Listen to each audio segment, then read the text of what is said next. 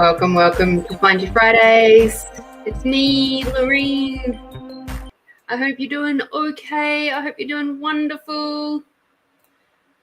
And for those of you who are like me and in South Australia or Australia in general, I hope you're staying cool. Just trying to get, oh my goodness. Just trying to get through on the Facebook side. Oh, Lordy. They're really trying to verify that I'm a real person today. Hi, Delaney. Hi, Maritz. Hi. Hello. Greetings. All right. Let's jump over here. Open that and make that be quiet. Alrighty. So that I can go. And hello, Melinda.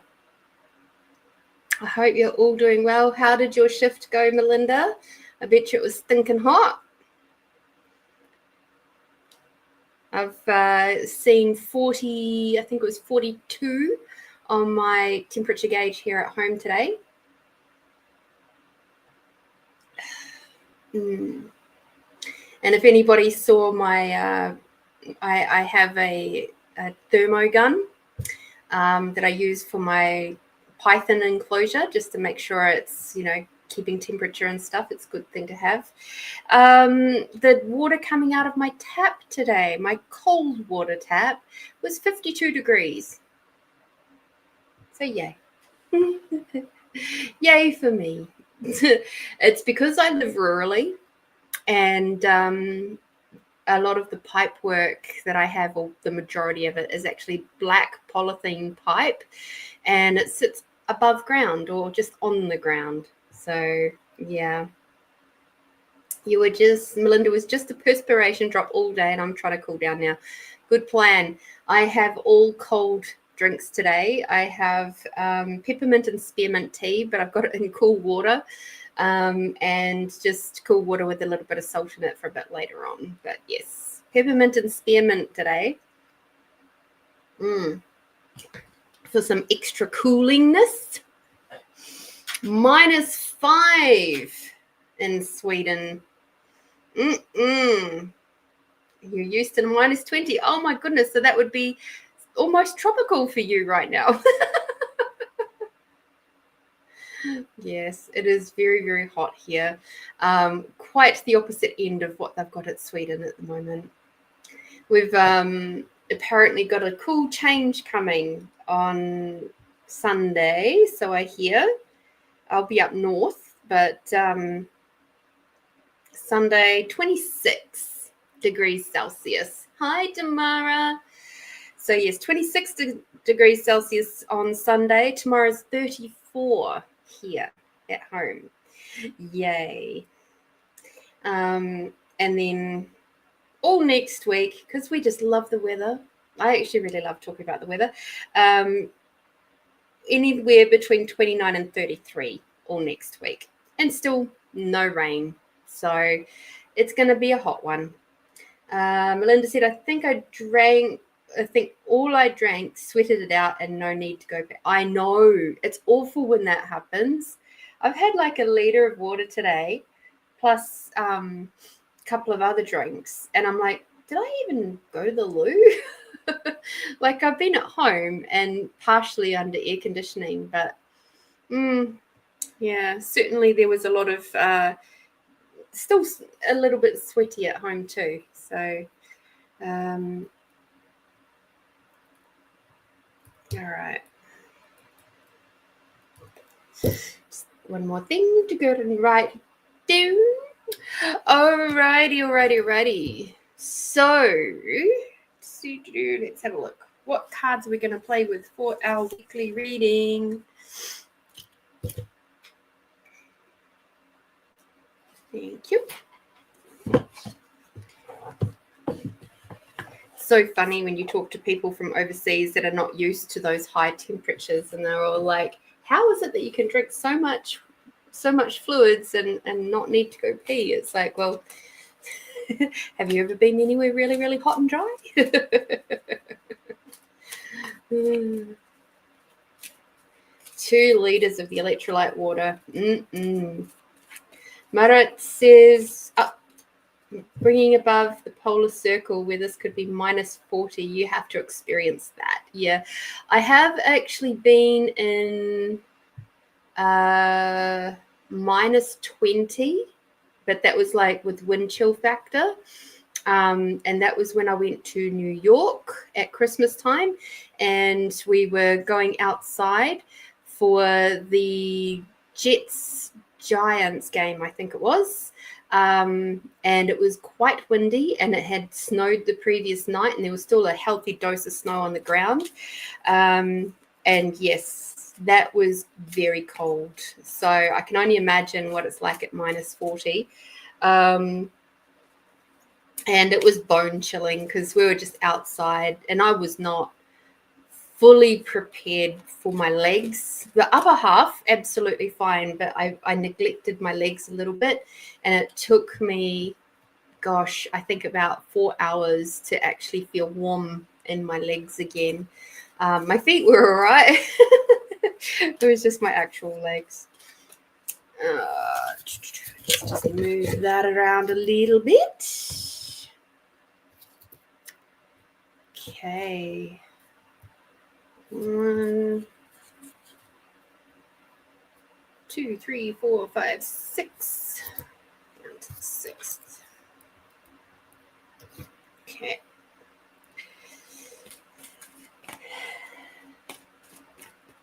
Yeah, Marit, I know there's a lot of Australians who have never even seen snow, let alone have experienced anything like that level of wind chill factor.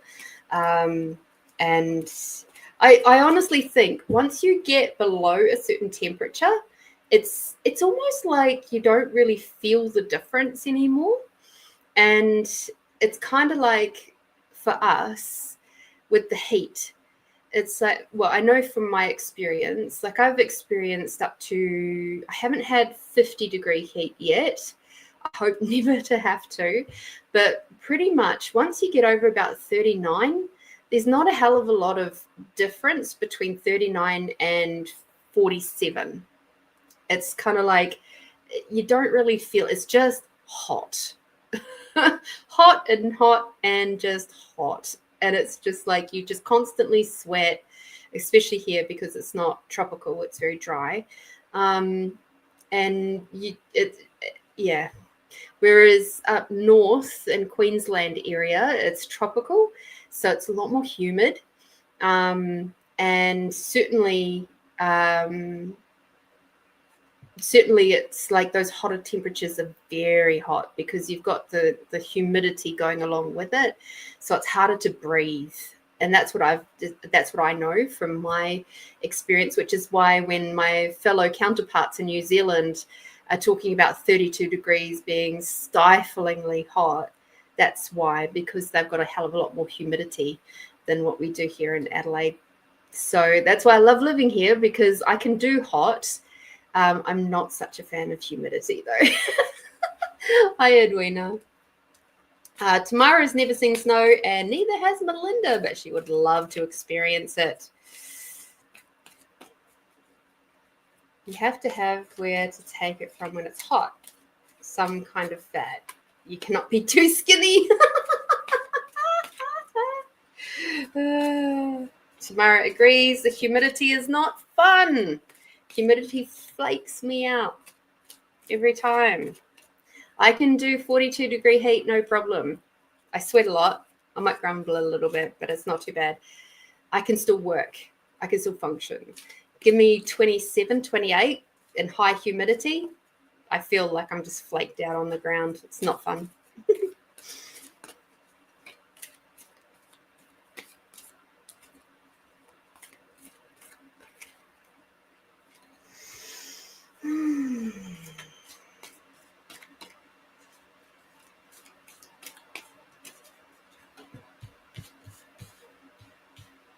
Edwina has seen snow and played in it. Where did you see snow, Edwina? I grew up near the mountains, so I've seen snow many times.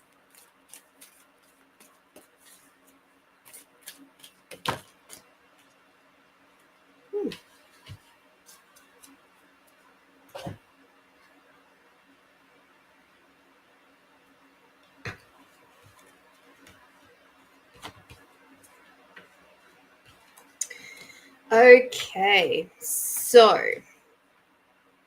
what have we got coming up? We have the lovely full moon on Sunday. So as we know, it's the second full moon of the year. And it is the first full moon of February. So it is, I don't know that it's particularly significant as far as a full moon goes. However, let me just double check that.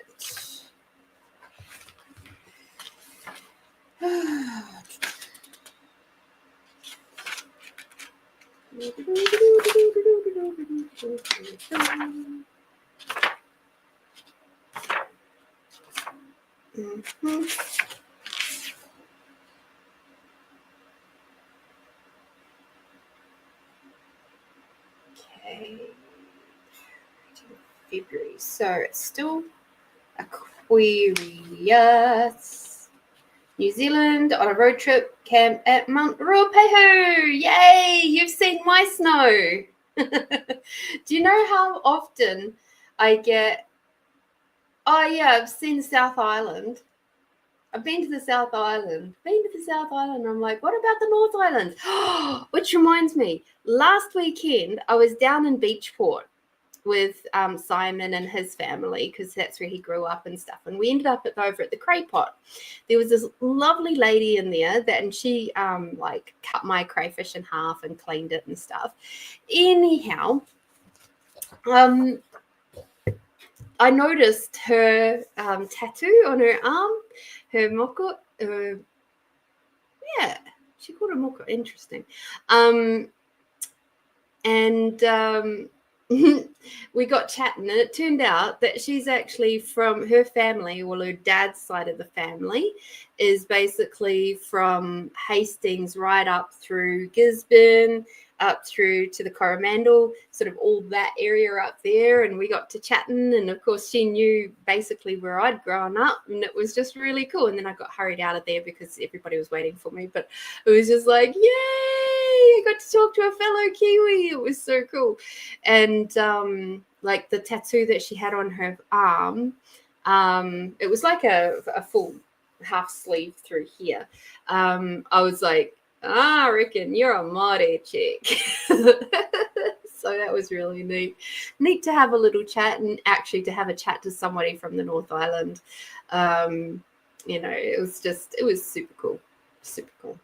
Funny the people that you meet when you're walking down the street and out playing. All right, so I don't think this next moon has any particular big significance or anything like that. It's usually around the quarters, so that's what we will work with. We've had, if I remember this correctly, Neptune has come in, and it will be in the sign of Aries for the next 14 years, something like that.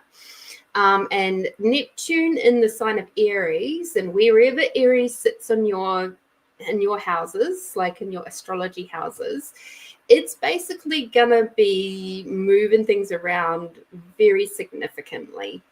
So I would highly recommend you have a look at your natal chart, and which is if you don't know what a natal chart is, it's basically where all the planets were at the time and date of your birth. And each one of those has a significant meaning. And the sign of Aries, as we know, is all about sort of that fiery, forward moving energy. And and Aries being ruled by Mars and all that sort of stuff, that fire sign.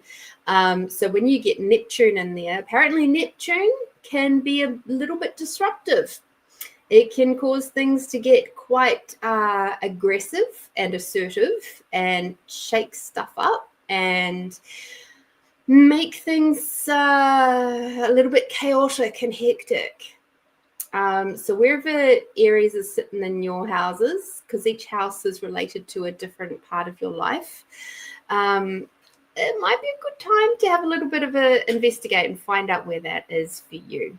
So just giving you a little heads up, just so that you can be a little bit more aware of what might be coming your way, so that you can either sort of work with it rather than against it, or learn how to prepare better for it, or like go, okay, we've got the cleanup crew coming in, let's get prepared, because that's very much what it'll be like. The energy of Neptune when it was in, there's a lot of, like the last time it changed, there's like lots of wars and things like that that might pop up. So just be very, very cautious. You might find yourself feeling a little bit more fiery, a little bit less inclined to put up with people's BS at this time, especially during these beginning stages of Neptune being in the sign of Aries, or in the house of Aries rather. Sign of Aries in whatever house it is for you. I know it all gets very confusing. I'm still learning, so I'm just sort of pulling from the information that's been coming my way lately. So yeah, and we've got the lovely big full moon on Sunday. So with all of that,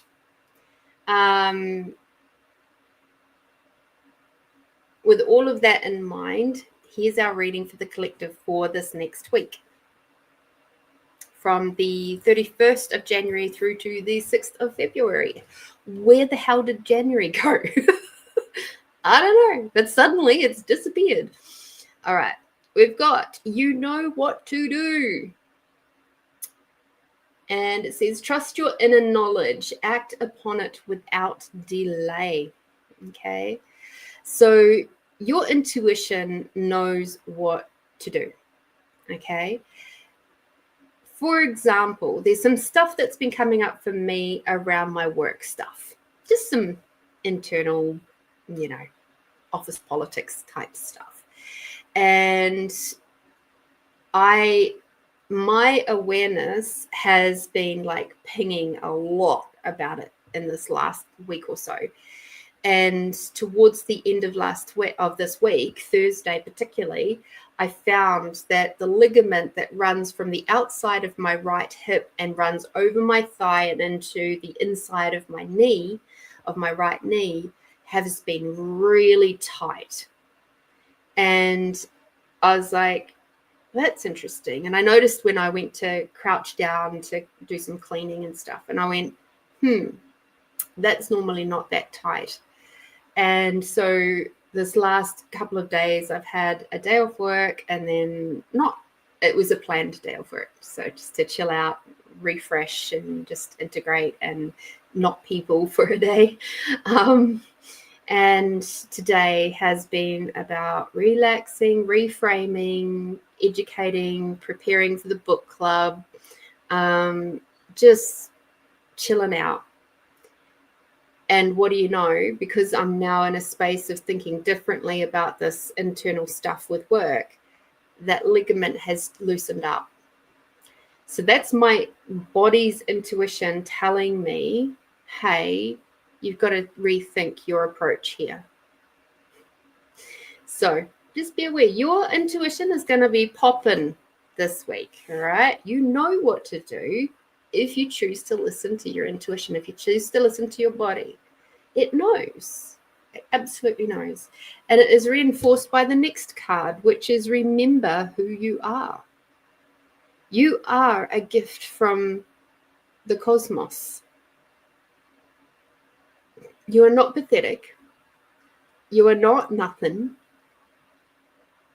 There was a moment when we were down at Beachport, there was this incredible pattern that had happened on the sand, and I was quick enough to grab a photo of it. And then I took another photo with the first wave, and the pattern completely changed. And then I took another photo with after the next wave had gone through, and it had gone up to, you know, where mine and Simon's feet were, and then it went out again. And you could see where our feet had been, like this, with the effect of us standing within the wave, right? And I just said, this is proof that one person can make a difference, or two people can make a difference. Remember who you are. You are making a difference every single day that you're alive. Now, whether that difference is for contribution or degradation, well, that's totally up to you. That's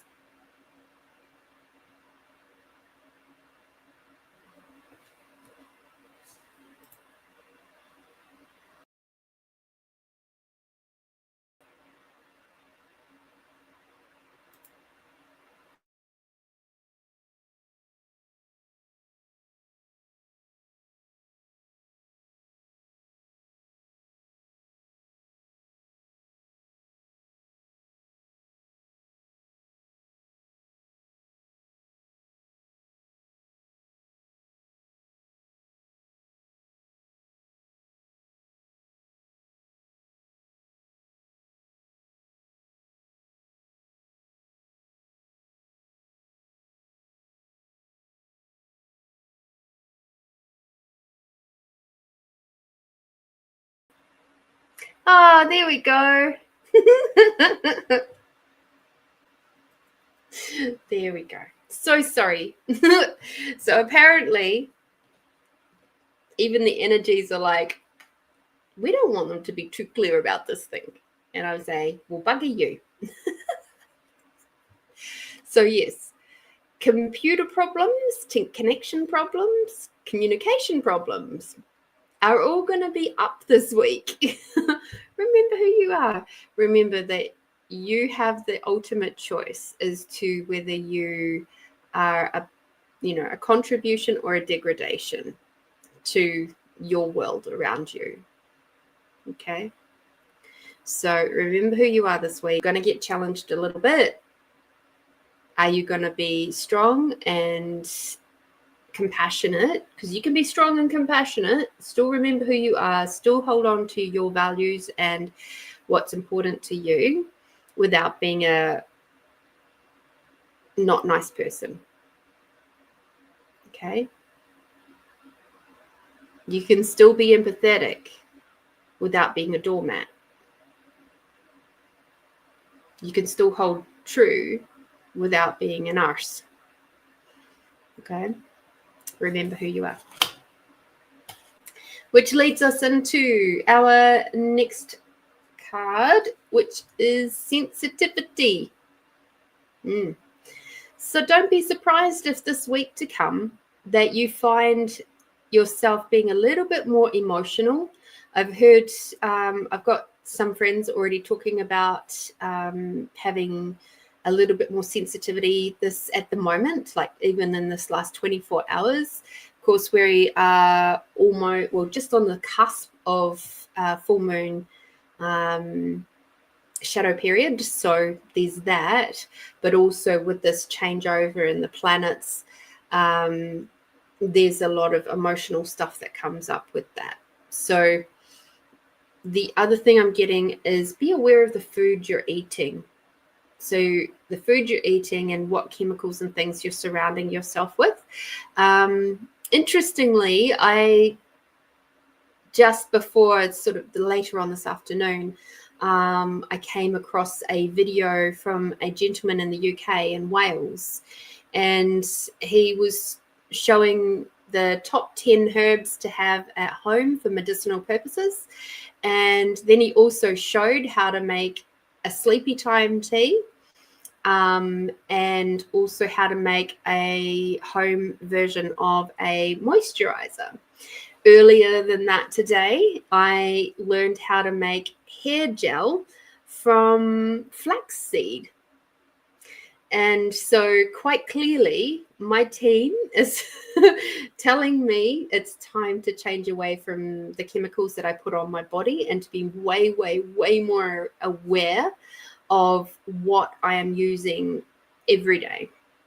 So I will absolutely be working towards getting those things together so that I can create that sort of like the more healthy, not so chemical filled things. Obviously, we know when things, even though things come from plants and things, they're still chemicals of their own sort. Everything is a chemical. That's why it's called chemistry. However, man-made chemicals versus plant chemicals, two very different things. Marit says, we feel extra tired at this moment, I believe. Negative energies having their, maybe trying to make light workers less effective.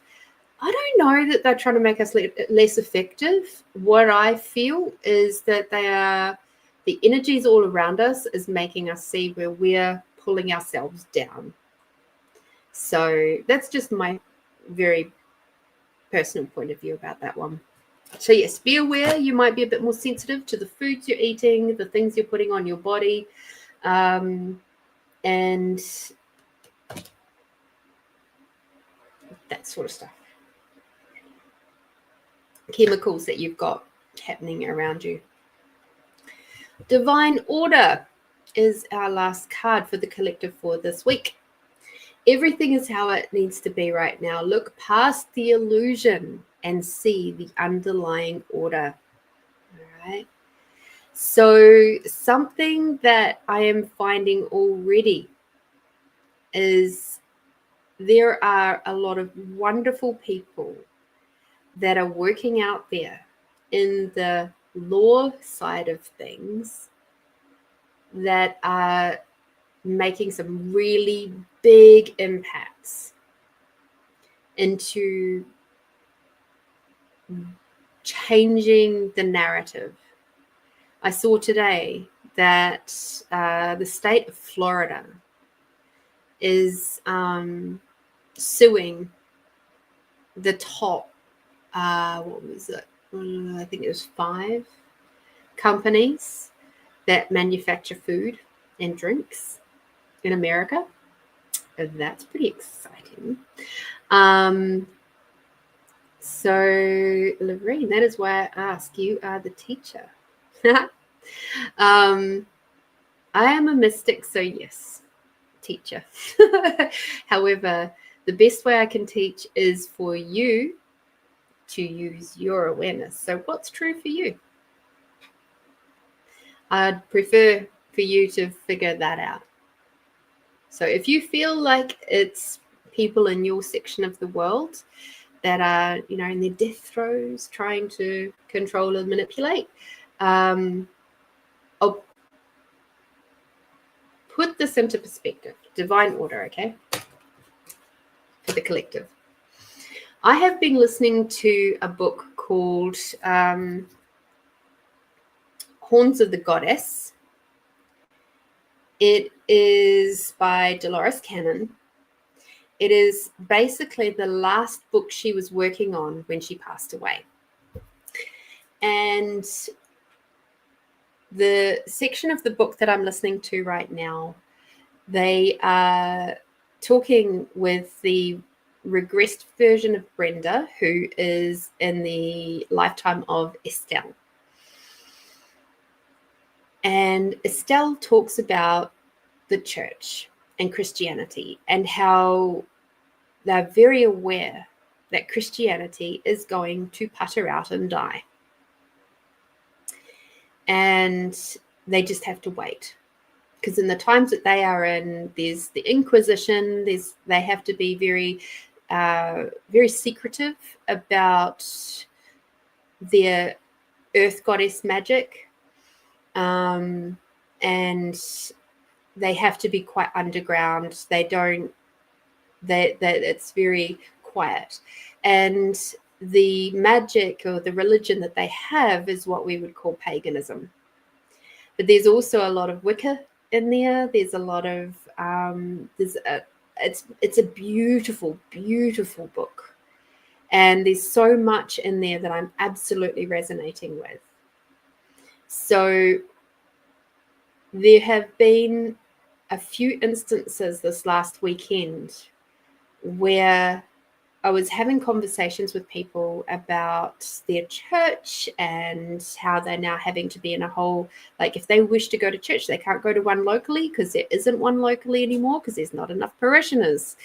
That they've had to go to another church, which is like 45 minutes to an hour away, just so that they can go if they wish to attend with other people. And I just thought to myself, that's a really big sign that Christianity in the old ways is no longer living. It's dying out, which is exactly what's predicted back in the times of Estelle. And I find it really fascinating because this particular story or regression was done in 1986. So that was like only 20 years ago, right? Not like 40 or something. No. It was only 20 years ago. I swear. And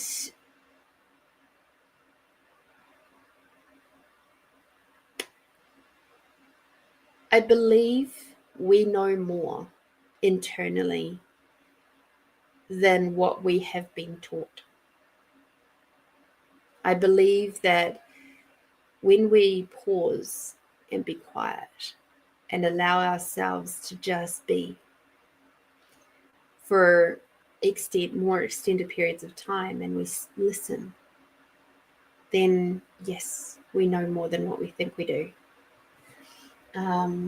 So like we're talking about my leg. So there's a ligament that runs from the hip across the thigh, and it crosses from the hip across the thigh to the inner knee, and there's another one that comes across and goes to the outer knee. The one that goes across to the inner knee of my right leg was causing me, it was tight, right? And I know that the left-hand side of my body is for the feminine and the right-hand side is for the masculine. The masculine is generally related to work and the feminine is generally related to home and family and relationships and things like that. And the right-hand side with work, doing, planning, being that really forward motion, and also about gifting out energy, putting out energy, whereas the feminine is about receiving energy. So when my right leg started to play up a little bit, I was like, ooh. So I listened and I allowed my body to calm. I listened to my body. I heard my body. I acknowledged where it was at. And I gained the information that I required to be able to change my perspective around this issue. Make sense? So this week to come, I think it's going to be a slightly, potentially a little bit of a rough one for us out there in the community. You're going to have some moments where you might be frowning a bit, where you're going to have to remember your own light, where you're going to have to remember that you are an amazing, magical being, and that everything is happening as it is supposed to happen. And again, you have the right to choose your approach or your response to that. Okay.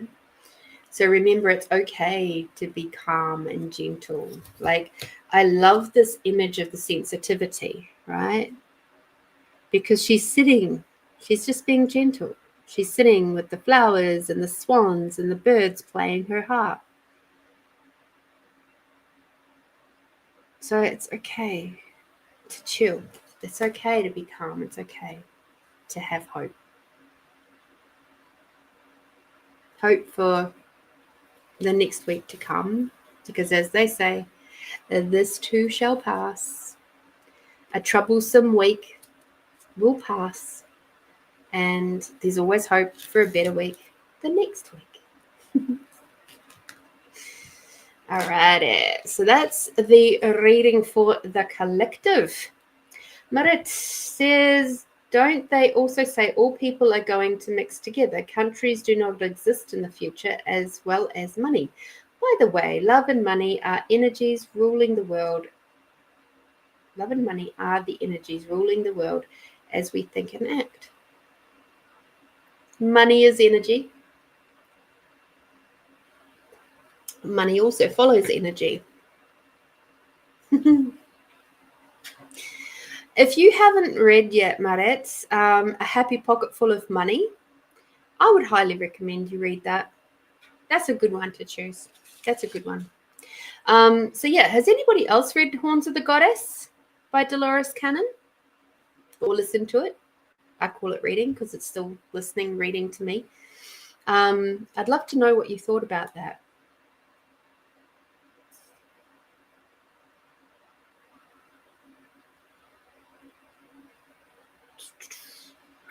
I love my grey hair. I love my white hair. It's awesome.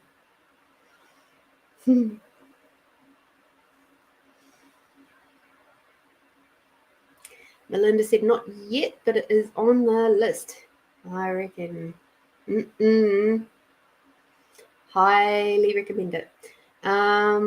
Christine, Lorene, I just made an appointment for Reiki. Did you just?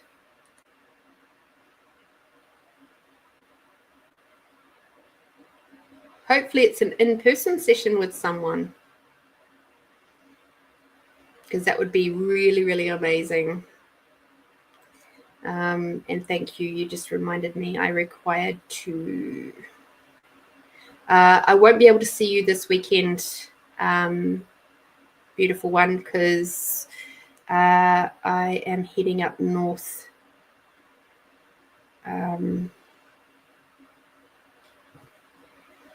to hang with Simon. So I must change my calendar.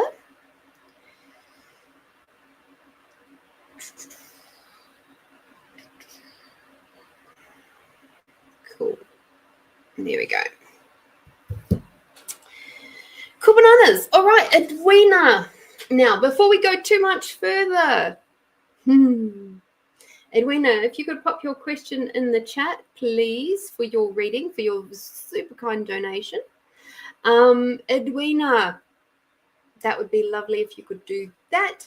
And without any further ado, everybody in the chat, please give Melinda, my beautiful, lovely, amazing friend and long time supporter of the channel, fairly sure she was probably with me right from the beginning, almost 4 years ago now, would be roughly 4 years ago now. We are in our 4th season after all. It is Melinda's birthday today. So I wish everybody to give Melinda a big, huge, happy birthday. Happy birthday to you. Happy birthday to you. I hope you had a great day. I sure love you. Happy birthday to you. Happy birthday, Melinda. I hope you've had a great day and that loads of people have wished you happy birthday. And here we go. We've got a happy birthday from America for you. And I hope that you have an absolutely phenomenal year to come and just be all your most deliciously wonderful self, no matter what comes up. Because I do get the feeling there's going to be some really, really good stuff. There we go. We've got a happy birthday from Queensland.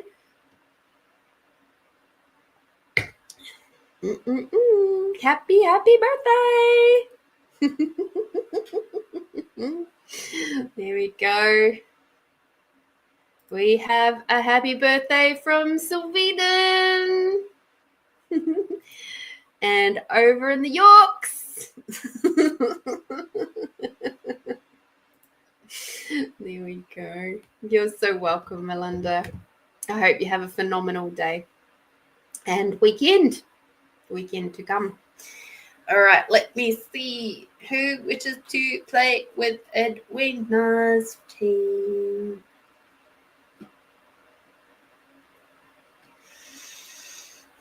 Oh, there we go. Another one from Adelaide.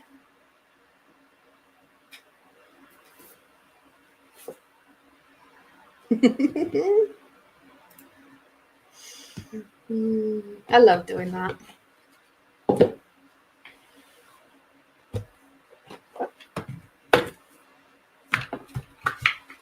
I'm curious. I watched, what was I watching? I watched a series. And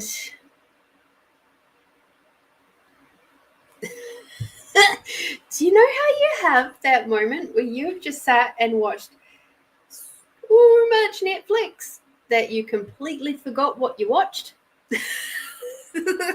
I did watch Uproar though, which was awesome. Absolutely awesome. Emily in Paris. That's what I watched yesterday. And I'm curious to know, do you guys like surprises? If they're nice surprises, do you guys like surprises? Or would you prefer to have everything planned out and in the open? I'm curious. I quite like a surprise. I'm not someone who will, go around the Christmas tree or anything like that and shake and feel and all that, like, to try and figure out what a present is. That's not my jam.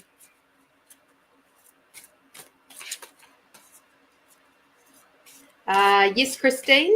Water, salt.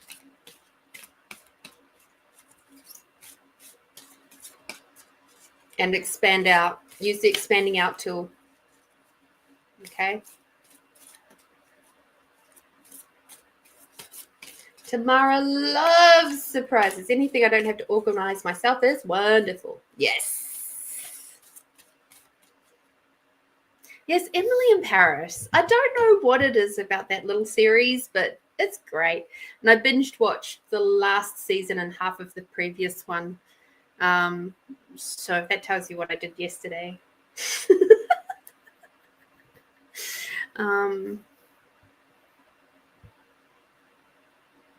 Just need to double check something, guys. Sorry. Yeah, cool. But I did do that correctly. Melinda loves surprises. Surprises are good. Love them.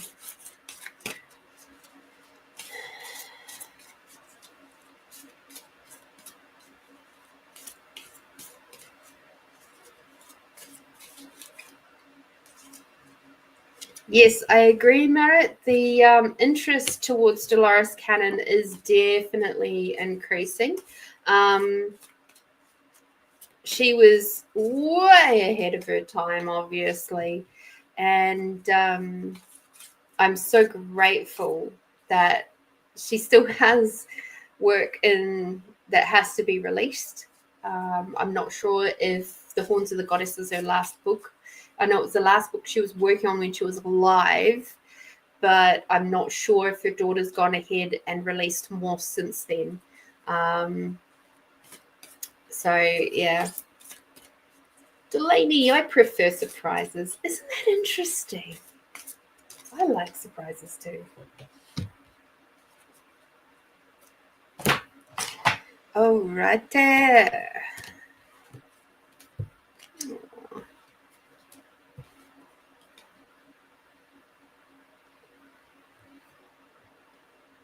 So long as I, Melinda, totally agree. So long as I don't have to clean up afterwards.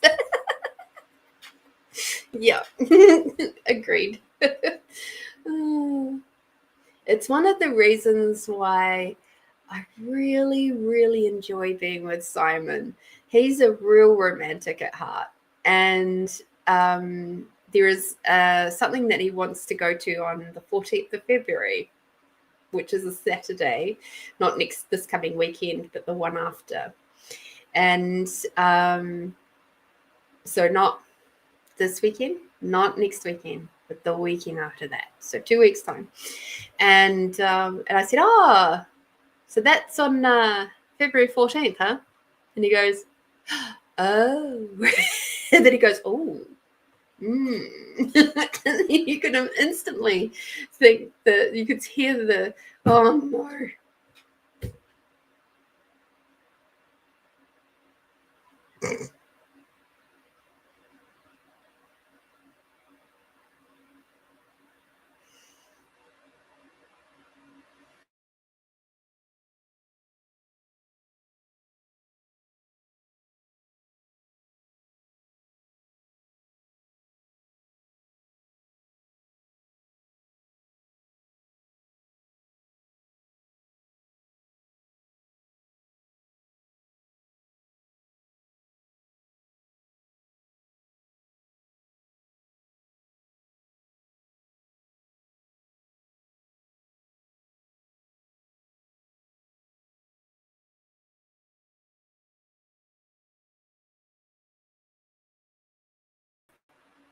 There we go. Apparently the heat is getting to the Starlink. I imagine that's what's happening out there. That's why we keep dropping out. So I do apologize. Normally it's if there's airplanes going over, but I haven't heard any airplanes today. So today is definitely a heat thing. So might have to have a think about that. I'm not sure how to fix that. So terribly sorry for that. And thank you for your patience. All right. So yes, as I was saying, I very, very much appreciate the fact that Simon's quite a romantic at heart. So now he's looking forward to having somebody to really enjoy and spoil for Valentine's Day. So how did I get so lucky, hey? All right. There we go. Mm-hmm.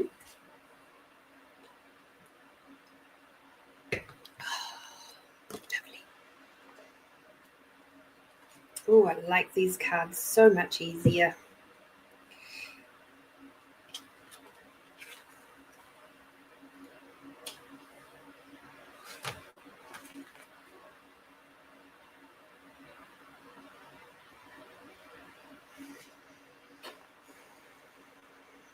Okay. The first card that we've got for you, let's see if we can get the angle right on this one. So not too much shiny. So we are using the chakra cards from Michelle Charmaine. Or Charmaine. Don't know how she says it. But anyway. So we've got family. And it says the affirmation for this one is, I am at peace and at one with my family. Okay. You've pulled this card into your awareness today to let you know the energy of your ancestors is surrounding you. It's a powerful time for healing family wounds and dissolving any ancestral karma. It's been understood for thousands of years that we carry through our bloodlines old patterns and karma from those family members who walked before us. Just like some physical issues can be handed down the family line, so can emotional, mental, and spiritual imbalances. There is a big chance that any challenges you are going through at this time could be connected in some way to family karma. Take a moment to tune in and ask where this pattern or challenge is coming from. You can do this by quietening the mind and taking some time to be still and listen. Once you identify the root of the issue, you can simply light a candle and have a conversation in your mind with that family member. See yourself handing back the issue to the ancestor. They place this energy into their heart where it transmutes into something positive, and then they hand it back to you. Now place it in your heart for healing. Allow this energy to release you from this karma as you now receive the love, wisdom, and guidance from your ancestors. Family is an integral part of life. We are born into these little tribes for a reason. We learn big lessons of unconditional love through these interactions and challenges with family. This card can also indicate that you may have been experiencing a conflict within the family unit and it is now time for a resolution. This card could also be a sign that a family member who has passed is with you, guiding and supporting you from the other side. A powerful way to connect with our ancestors is through the energy of trees. Take a moment to sit in nature with your favorite tree and open yourself to hear the whispers of wisdom from your ancestors, the ones who walked this path before you. Okay.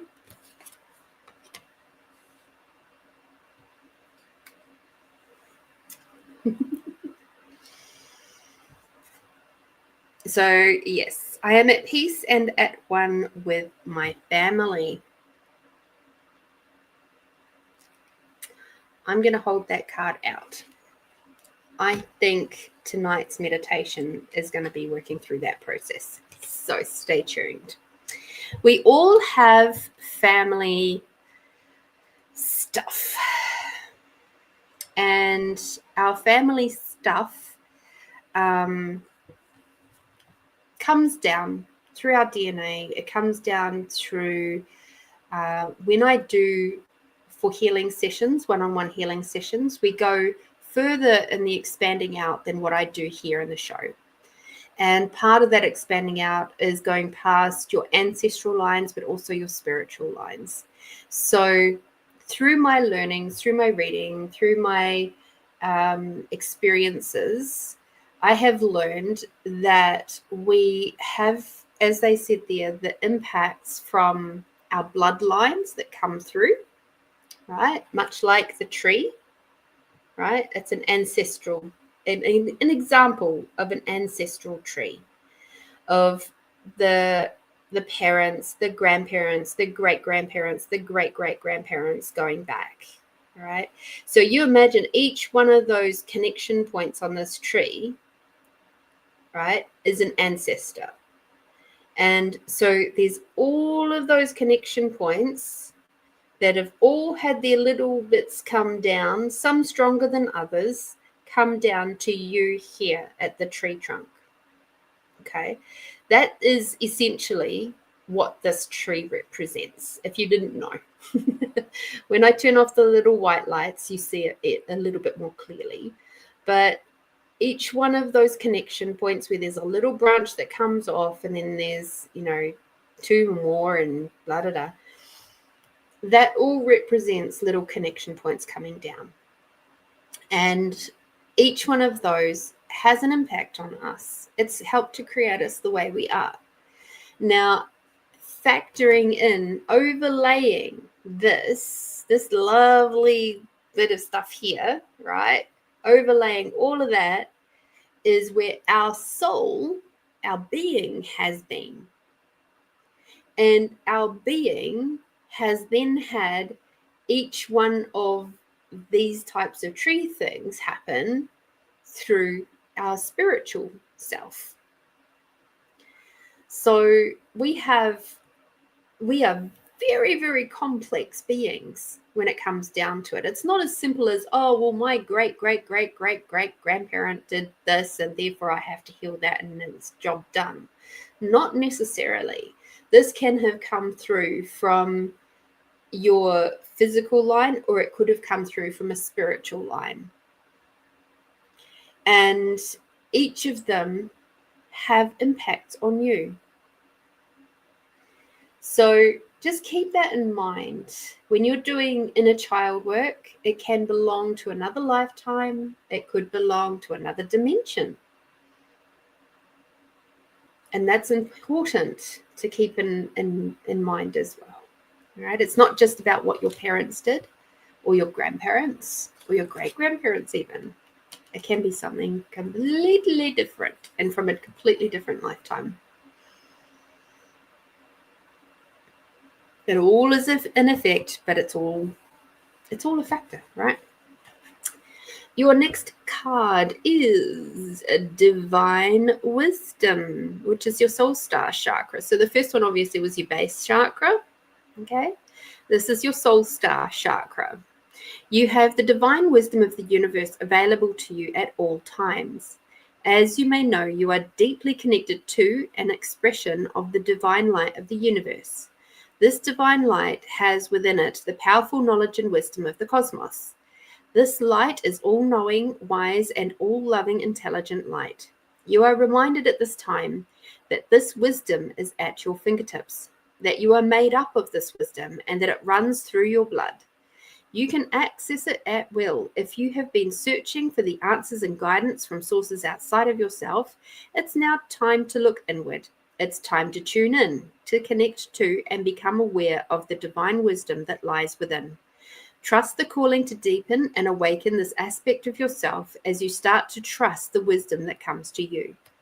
Take a moment in a quiet place and ask your questions and listen to the voice inside of your heart, offering you the answers and singing the song of divine wisdom.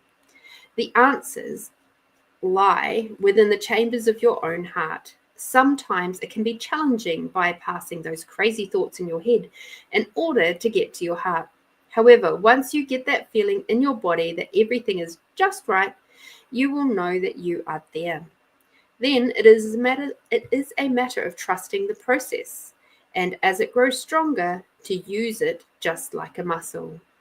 It's your time to flex your heart and listen to the divine wisdom it has to offer. It pulsates through every cell of your being, ready and waiting for you to awaken to its calling. Your affirmation for this card is, I am aligned to the divine wisdom of the universe, and it flows through me in abundance. So with the divine wisdom, what I was seeing in this, besides the fact it had a book on it, was, do you allow yourself time to journal? To journal either from just a, free journaling, gratitude journaling. So I saw, it's been a really great day for videos today, actually, very expansive videos I've seen today. There was a gentleman talking about the different types of journaling. And there's the like an emotional journaling where you just write. You just write everything that is in your brain and you just write it out. Give yourself a specific period of time if you like, and just go, I'm just going to write out. It doesn't matter about the spelling. It doesn't matter about the grammar. It doesn't matter about syntax or anything like that. Don't even stress about it. Just allow your brain a chance to just dump, a mind dumping, basically. Then another form of journaling is like gratitude journaling. So the other stuff is sort of like the more heavy stuff, the ego-ish stuff, right? Then allow yourself a chance to do gratitude journaling. And gratitude journaling with purpose looks like, I am really super grateful for you, Edwina, because you choose to show up here and be a representative for the people in your community. And also you are, I'm so grateful for you because you are choosing to show up even when things are hard. You are choosing to show up in your community. You are choosing to show up in your family, even when things are hard for you personally. And I'm so grateful for that. All right.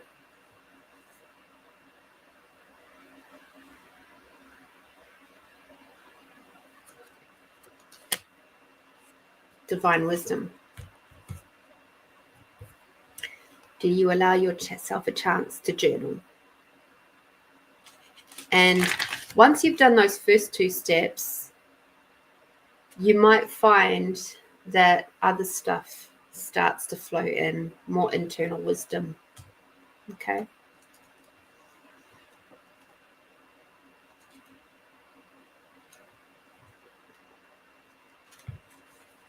All right.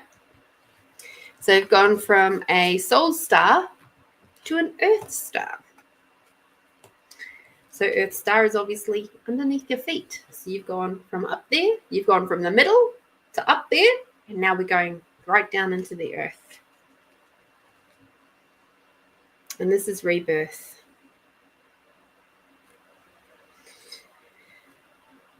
All right. You have pulled this card as a sign that you are currently undergoing a rebirth. It is a powerful awakening and healing process that comes in many different forms and is a big part of your life's journey. Everything has divine timing. Nothing lasts forever. Things have a beginning and an end, a divine knowing when it is time to move, create, and time to be still. Something in your life is ending and something very positive is awakening within you. It's time to let go of anything that is not supporting you or serving you at this point, as you open and receive new energies that are being offered. Moving beyond your comfort zone and into a new sphere of opportunity can be uncomfortable, challenging, or painful. But remember that you are guided and supported by the light of your soul and the universe, which brings positive change and experiences. You have planted seeds of new opportunity and have been nurturing them, and now it's time for them to sprout, grow, and flower into existence. Be kind and gentle during this process and be sure to water the seeds with love and graciousness. You have been waiting patiently for this time of change and new beginnings to arrive, so bathe in its glory. Start something new or embark on a new project that you have pondering over. There may also be some new inspiration coming through for you at this time. Take a moment to connect with your inner voice and listen to what your soul is sharing with you. You could also be birthing a new aspect of yourself. Whatever this process is for you right now, be sure to embrace this opportunity and enjoy the new energy that is available for you. Your affirmation for this one: I am completely supported in my current rebirth, and I am open to the magic of the universe birthing within me. All right. So there's some big shifts and changes happening in your world, and I know that we've been seeing them over the last few weeks, if not the last few months. So I get the feeling that this week is probably going to be a bit of a coming to a head as such, sort of like now is going to be the moving forward. Okay. So, you know, that last kind of month or so of pregnancy when you're just like, get this thing out of me. Yeah, that's what it's feeling like. That's what it's feeling like. The energy of just get this bloody thing out of me. I'm so done. I am so done. And this is a rebirthing of you. There's a little bit of like work stuff in there, but yeah, there's some interesting energy happening over there, huh? But yeah, this is more to do with how you see yourself and the energy of that doesn't work for me anymore. That energy doesn't work for me. That treatment doesn't work for me. How you speak to me doesn't work for me anymore. That sort of stuff. So it's like, I don't know, somewhere there you've like grown yourself a bit of self-confidence and that calm confidence that Cesar Millan talks about all the time. And yeah, I feel like you're just walking a little bit straighter and a little bit taller, and shoulders back and heart up. You might be starting to feel that a little bit more this week.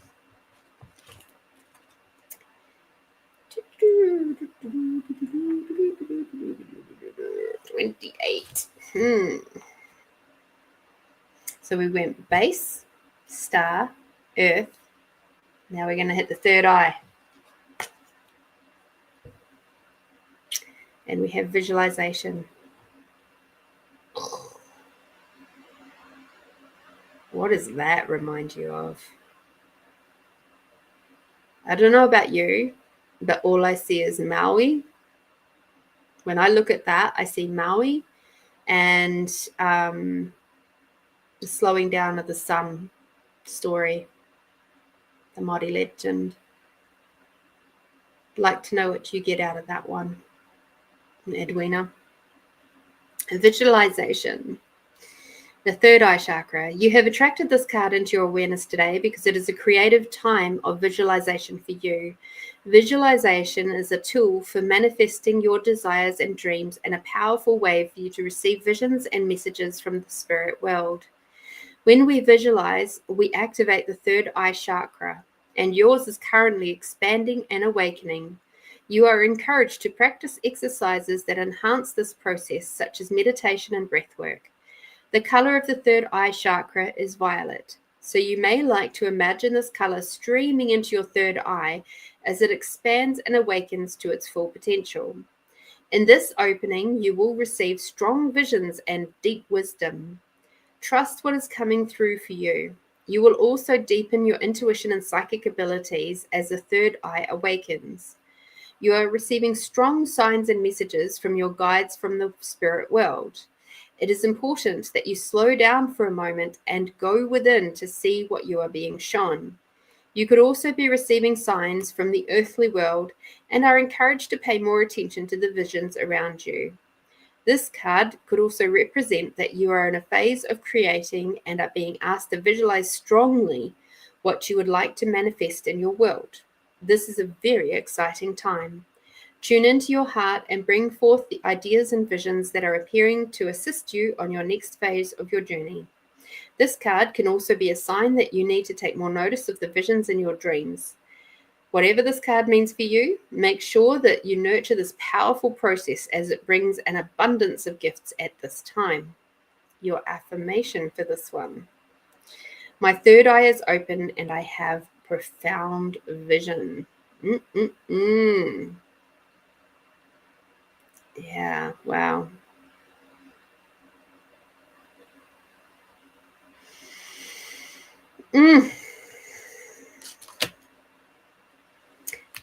I like that bit where it says slow down so that you can allow the visions to come. The other thing that I was seeing as I was reading that card is, I don't know if you go to sleep with water next to your bed, but what I was seeing is you hold the glass or your bottle or whatever you have beside your bed and hold that and imagine it's filled with violet light. And have a sip of it before you go to sleep, and then have a sip of it when you get up in the morning, have a little drink or throughout the night or whatever, and basically infuse that water with the desire to retain your visions, okay, to make them crystal clear, and that you can retain the visions so that you can bring them forth and write them down or do a voice note or whatever you require to do to help you remember them in the morning. We as beings, we don't actually have to rest. Our body has to rest. Our brain has to rest. Our egos require to rest, but our being does not. So quite often our being is off doing all sorts of other magical, wonderful things and astral traveling and all sorts of things. And sometimes we're aware of it, sometimes we're not. And don't worry, it's always got a thread back to us, so it's not going to lose its place kind of thing. But the funny thing is that we can, with practice, actually know exactly where our being is going. And sometimes our being is going into the future to give us a little bit of a heads up of what's going to happen. Sometimes it is exploring different options and seeing where things are at. Sometimes our being is also helping us to process trauma that may have happened in our day, our week, that sort of thing. So there's a lot of interesting things that our being gets up to when we are asleep.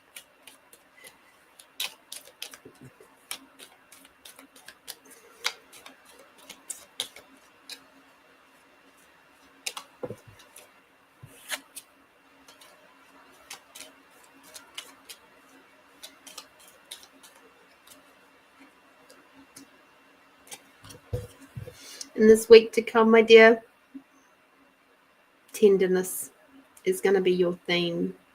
So given that we've got the full moon and potentially you might be coming into your moon time, be gentle with yourself, give yourself some space.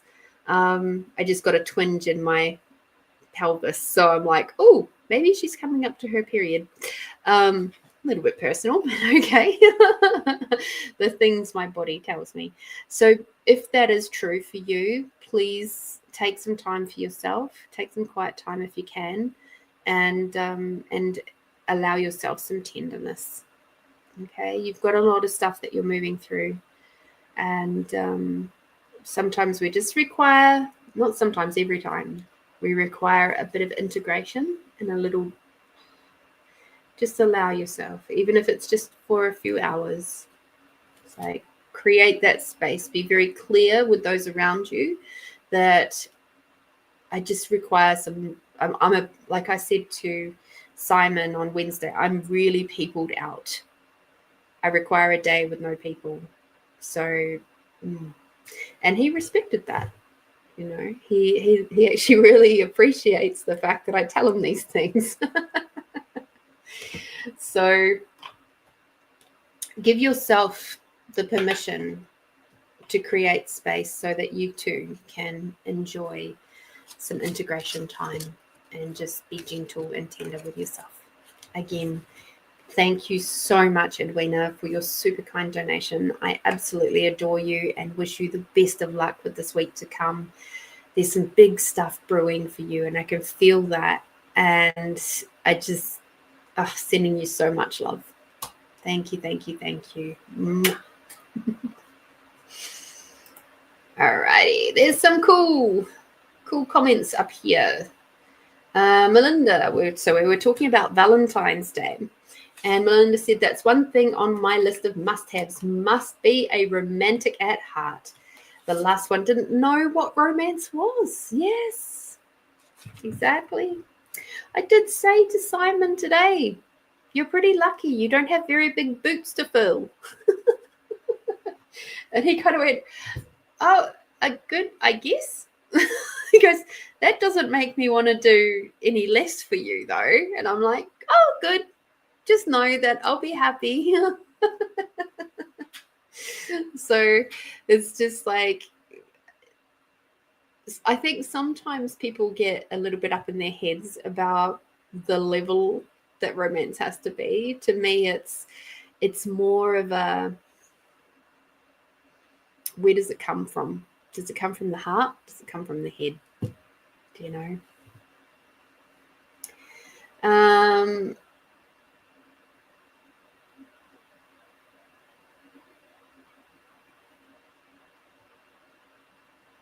Marat said, I found comfort yesterday in Carl Jung and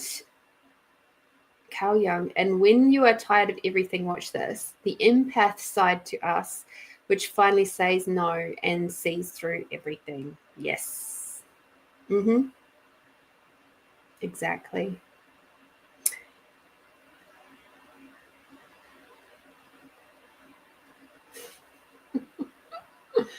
You're welcome, Edwina. Or does it come from the wallet/purse? It's not necessarily even about that for me.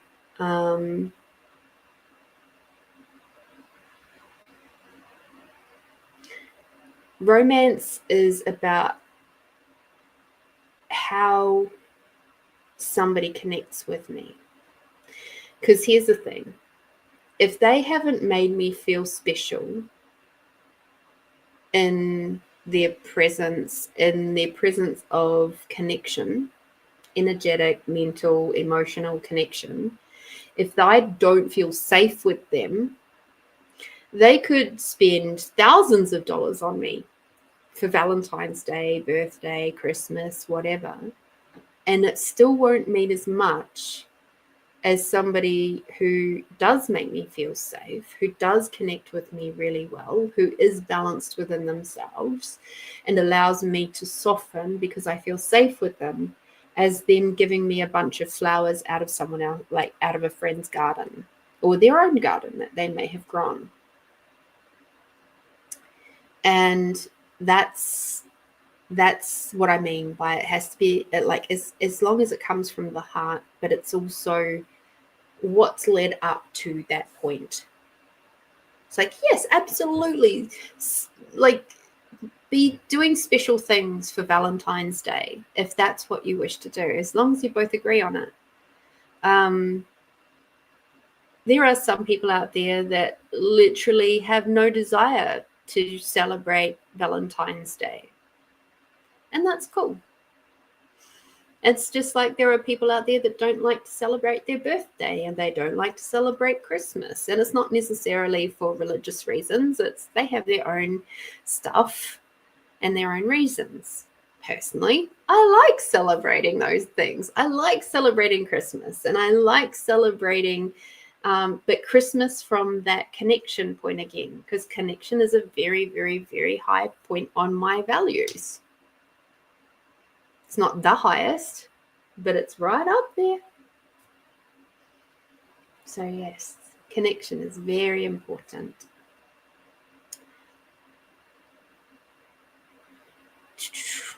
Melinda said, so long as it's from the heart, I am happy. I don't need to be bought, is probably what I meant. Yeah, exactly. Marit, personally, I am ending my ancestral line. It takes all my strength. Now, Marit, do you have children? Because if you have children, you have not ended your ancestral line. Just saying. I'm ending my ancestral line.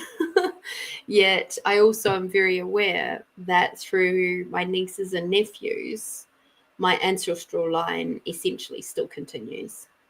If you've got brothers and sisters who are having children, then the ancestral line will continue. It just goes down a different path from yours. And also, if you believe in reincarnation, that also continues your ancestral line. Just saying. Tamara, my love, your turn. Thank you again for your donation.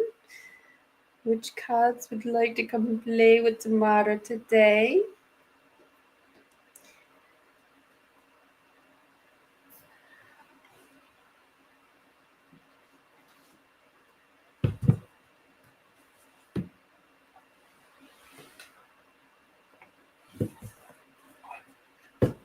What a great question, Tamara. What does my team require to know require me to know to support me through the next week, please?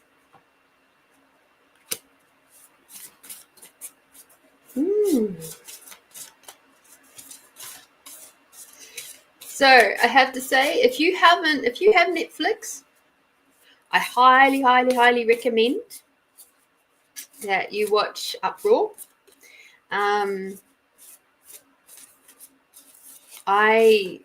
There was so many moments where it was just like, oh, boof, it hit me in the hearts. It's because it's set in the early 80s in New Zealand, and it's to do with a period of time where South Africa legalized apartheid.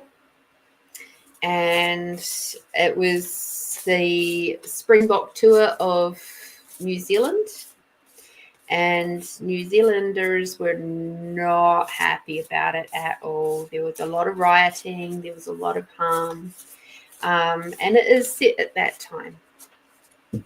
So, yeah. And as I said, because my cousin, who's linked into the entertainment world through herself and also her husband, she actually knows the director, and I think it was, she said, a husband and wife directing team. So yeah, they and as I said to her, there was a lot of tears, both, you know, through the horrificness of the time, but also pride. Like, I was just so proud, and there was some really touching moments in there. And as a Kiwi who is away from her roots, but also creating her own in this beautiful country here of Australia, it hit in some really interesting ways. And it reminded me of how important it is to remember where you've come from. Remember who you are. And if you are and you have that bloodlines, the ancestral stuff, like native bloodlines, please don't lose it. Even the book, the Dolores Cannon book that I'm listening to at the moment, there is so much knowledge that has been lost over the generations, over the hundreds of years, that I know we are clawing it back. And there was some stuff that Estelle was talking about in this book with Dolores, where she's talking about the signs of the zodiac, and she's saying how there's so much more, and that the symbols that we use for them are so simple compared to what they use for those same symbols. And it's like it's just things have been dumbed down, and it's because it had to survive somehow. So instead of having a few extra curls, it was just like whittled down to be less complicated. But with that, there's a lot of complexity and intricacy and extra knowledge that has been lost, and potency in some ways that has been lost or suppressed. So if you have that old knowledge, which is why things like my Celtic spirit, my fairy cards, they've come to me to remind me of my heritage, my bloodlines, because I have that in there. And to me, it's really important to keep reminding myself that that's a part of me too.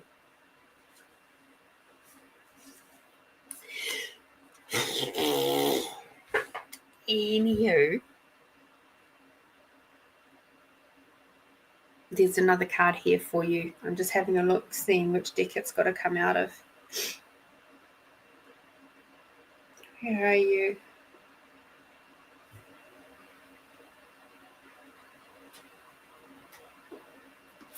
This one.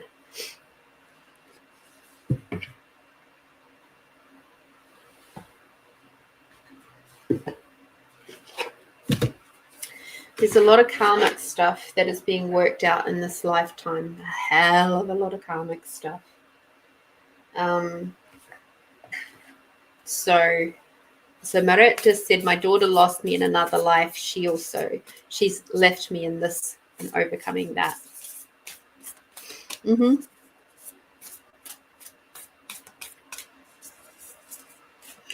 One of my soul sisters, when I opened myself and demanded I have access to my Akash, I learned that one of my soul sisters, we have done and been everything. We have been lovers, we have been siblings, we have been at war with each other, we have killed each other, we have ripped each other off, we have been merciless with each other, we have loved each other intensely, and we made a pact that from this lifetime onwards we would only ever be friends or supportive of each other and journey together. And because of all of those intricate and because of all of those very big extremes of relationship and previous lifetimes, there's just this deep compassion that we have for each other in this lifetime. And it's like, even when we've been traveling together, it's parallel. There's so many parallels to what we have been doing. And we'll share a little bit with each other. And it's just like, oh my God, yes. And that's where I was at, this is, and even if we're not necessarily talking super detailed with each other at the time when we're going through something, like when she was going through her massive dark night of the soul, I was going through some really fucking deep shit myself. And we weren't super talkative at that time. But in reflection, we're like, holy shit. There's like this beautiful parallel journey. It has different flavors, but it's parallel. So there's a lot of different areas that I've explored versus what she's explored. She loves her tarot, for example, whereas I'm way more into my energy healing. And I dabble in the tarot. She's really super, super connected to Earth. And I dabble with the tarot, and I'm way more into my oracle cards. It's just, we have different flavors, but our journeys are still very much similar. And that's part of our karmic stuff that we're working through. And there's stuff to do with, I've had quite a few interesting moments in working through karmic stuff this lifetime. And when I start looking back into, okay, when was the first time I experienced this lifetime with this person? And it was like, bam, bam, bam, bam, bam. Okay, right. Well, that makes sense as to why I'm experiencing this with this person now. So,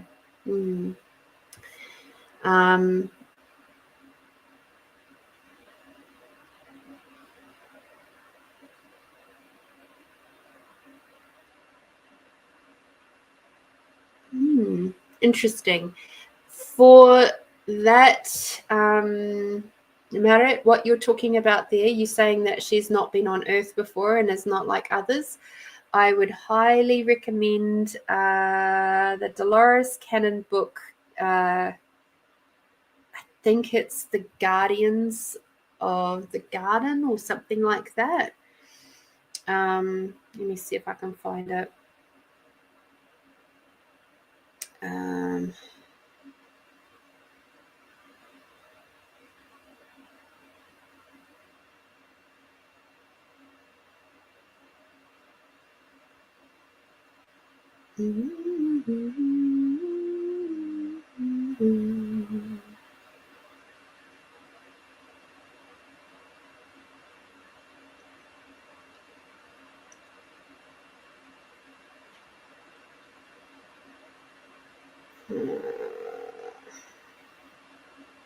Keepers of the Garden. That might be one that you might like to read, that may give you more comprehension as to what's going on for her. Okay. Keepers of the Garden was really good, actually. I've enjoyed all the books for different reasons. Right. Melinda, you're awesome. Thank you. Tamara. Woo-hoo. To start off with, my dear, who have you got? Ooh.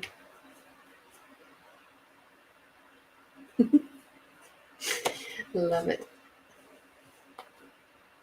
Yes, Keepers of the Garden was awesome, awesome, awesome.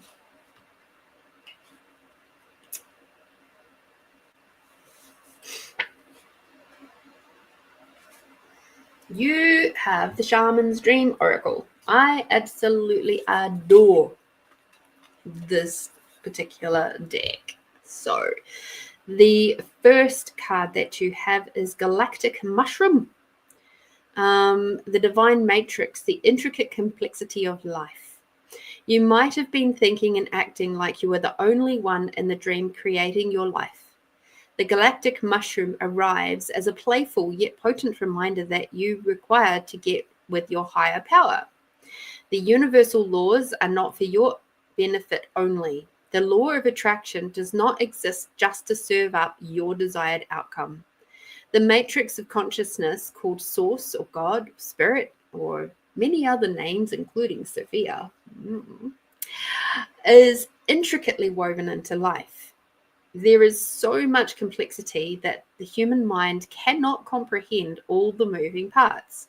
It's impossible to see beyond what you already know. Just as the head of a mushroom is clearly visible above the soil, but not the living biome below. The thread-like mycelium of fungi form vast, intricate networks underground, connecting different life forms with one another in a kind of internet of the plant kingdom. Imagine the divine matrix serving the same way, connecting the individual consciousness with that of the divine. The galactic mushroom reminds you that your dreams and desires are heard. This is a call for faith and trust. Whatever intention you hold consistently with hope and faith first manifests in the unseen realms. Whether or not you can see it working on your behalf, eventually you see the evidence play out in the serendipitous events that work in your favor, seemingly outside of the law of cause and effect. Your most beautiful results are being birthed right now, not just for you, but for the highest good of all. All right. So the overall thing there obviously is kind of get your head out of your ego and remember you're part of consciousness and that it is all working for you, and there's a lot working for you that you cannot see. You just have to have faith and trust that it's still happening and that it's happening for all and not just for you. So yeah, there's a lot of strings that got to be pulled to get your bits and pieces into line. Okay, so it is complex when you start really diving into the quantum dynamics of the world.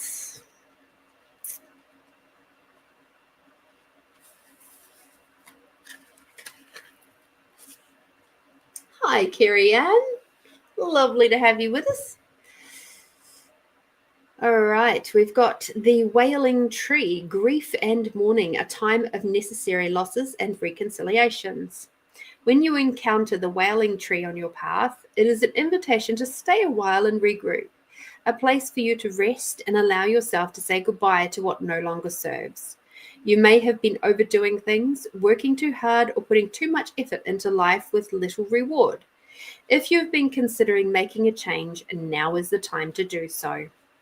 One important thing to consider before you make any changes is that you need to allow yourself to feel your disappointment, your loss, and mourn what was and what could not be.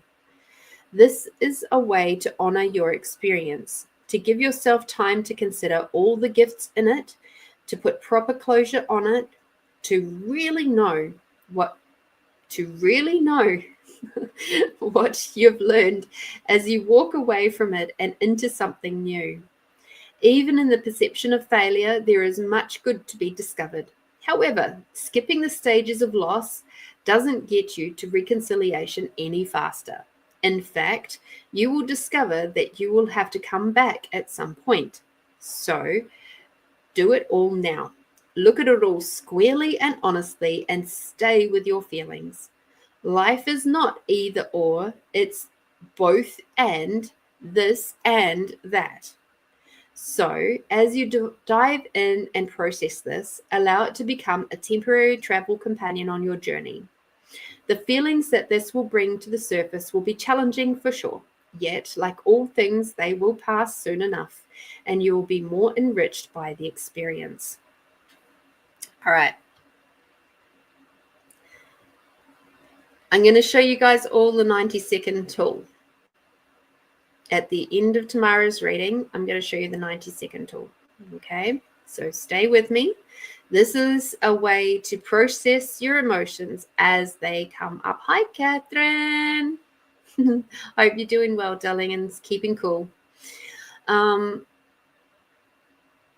able to acknowledge the feelings of grief when it comes up is really, really important. And it's something that our society has not done well at all. Sadness, grief, anger, all of those really big emotional things, the things that make us women, have been suppressed for a very long time. Hundreds and hundreds of years, if not thousands. And through all of this, we still have all these emotions brewing around in us. They're required to be completed. So I'm going to show you the 90-second tool.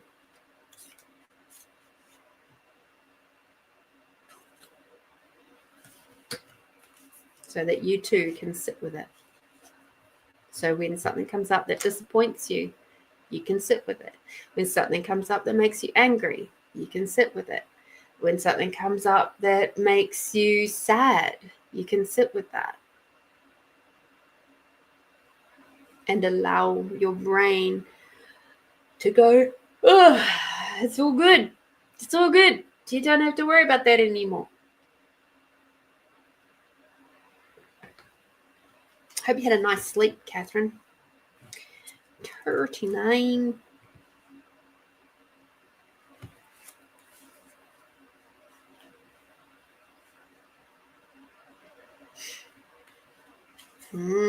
This is a follow-on from the previous one. This is detox. Eliminating toxic thinking, repairing the body, mind, spirit, and cleaning house. When detox card appears, it challenges you to discard the deep, deeply held judgments that you have passed over yourself and others. Release the people who you feel wronged or offended you. Recognize that they mirror the shadow aspects of your own soul. Yes, that's a tough pill to swallow. Only then can you cull it from your life. Only then can you cull from your life the toxic people you have allowed into your inner circle. It's time for a cleaning of your proverbial house. Get rid of the thoughts and personal judgments poisoning your mind. Eliminate the inauthentic beliefs of others that you've adopted as your own. Do so before the mind makes you sick and empty your literal cupboards of unhealthy junk food poisoning your body. Fast for one day or skip a meal to allow your body to cleanse itself and rid itself of toxins. Detox appears as a warning that you can no longer postpone the self-care and pampering you long for. The time is now. Do healthy maintenance on your body before you have to make repairs that you will never quite recover from. Detox has come to caution you that it is not too late, but you are at the 11th hour. Do not deprive yourself of the health that you deserve. Okay? Body, mind, being. time. Judgments are incredibly detrimental to your body. They create a hell of a lot of dis-ease in your system. And dis-ease is basically just taking your cells from being circular to making them elliptical with pressure. And that's what they're sort of referring to there. All right. So when we take that pressure off, when we take that that moment away of emotional pressure and stress away, because we process it all completely, then the cells can return to their normal shape rather than being elliptical. Elliptical cells means they're not where they're meant to be. They're not functioning as they should.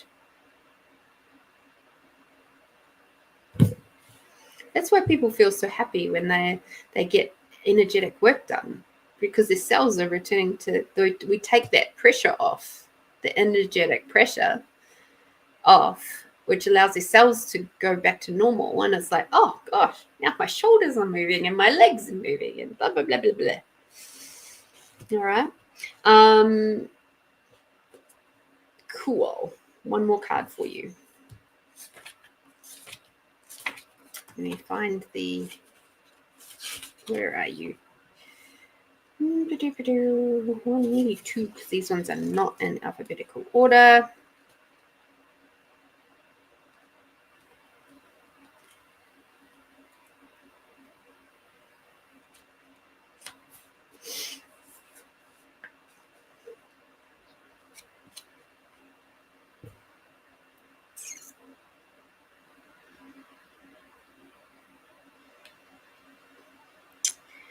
We have from the Divine Feminine,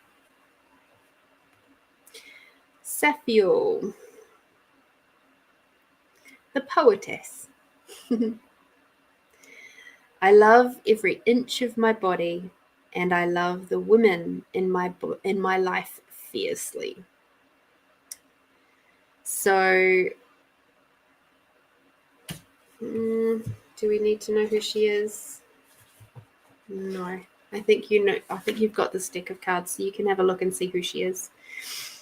Okay, when your soul selects her card, instead of exhausting ourselves with the unholy effort of comparing our own bodies to others, or of competing for resources that are actually unlimited, Sappho urges us to do the most revolutionary thing we could ever do: love ourselves and our sisters fiercely.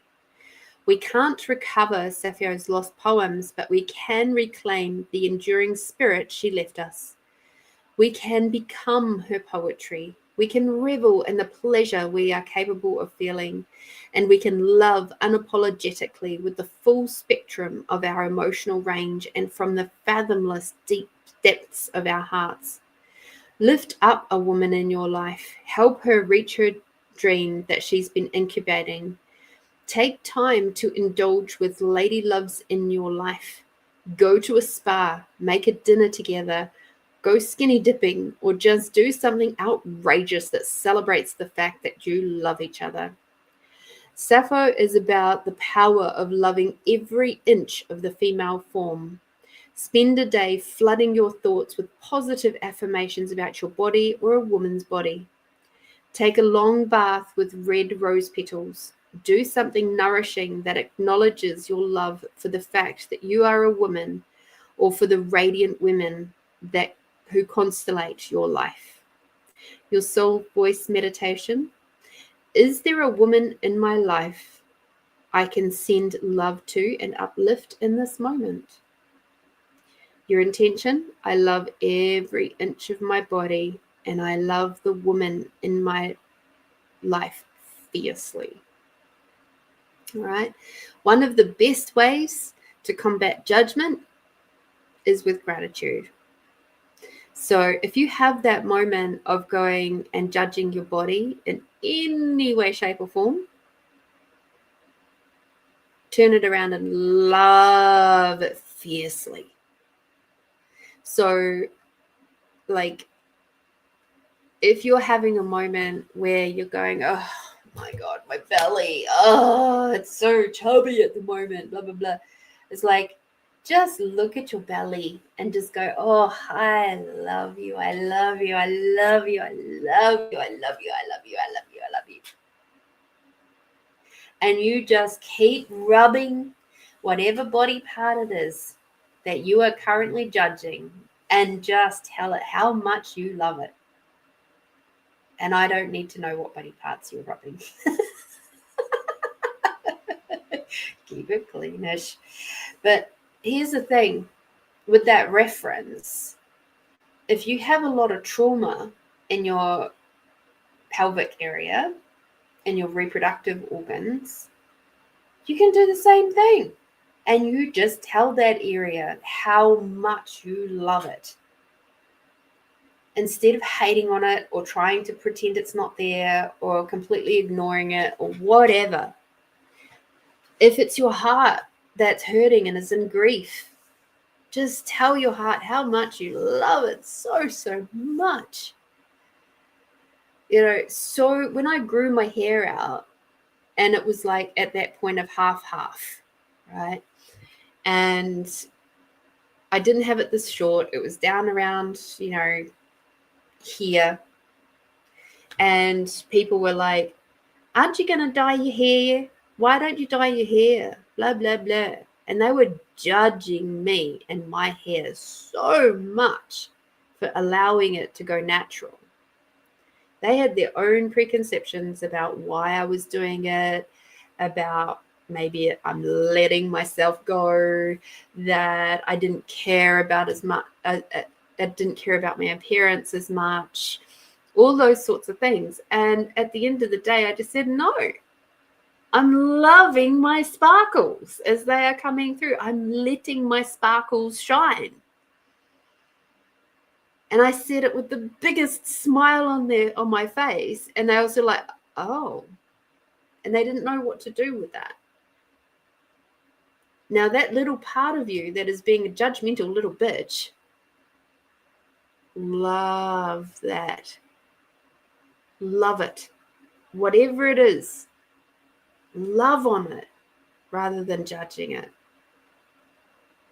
Sometimes we can get into sneaky little refined judgments where it doesn't really feel like a judgment, but just spot the energy. Is there a bit of a wonk with the energy when you think whatever it is or say whatever it is? Love it instead of judging. And that will help you out a lot.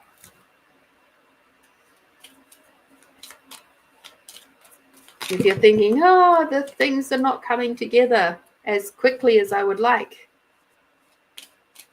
the creation, whatever it is, love on it instead of judging it.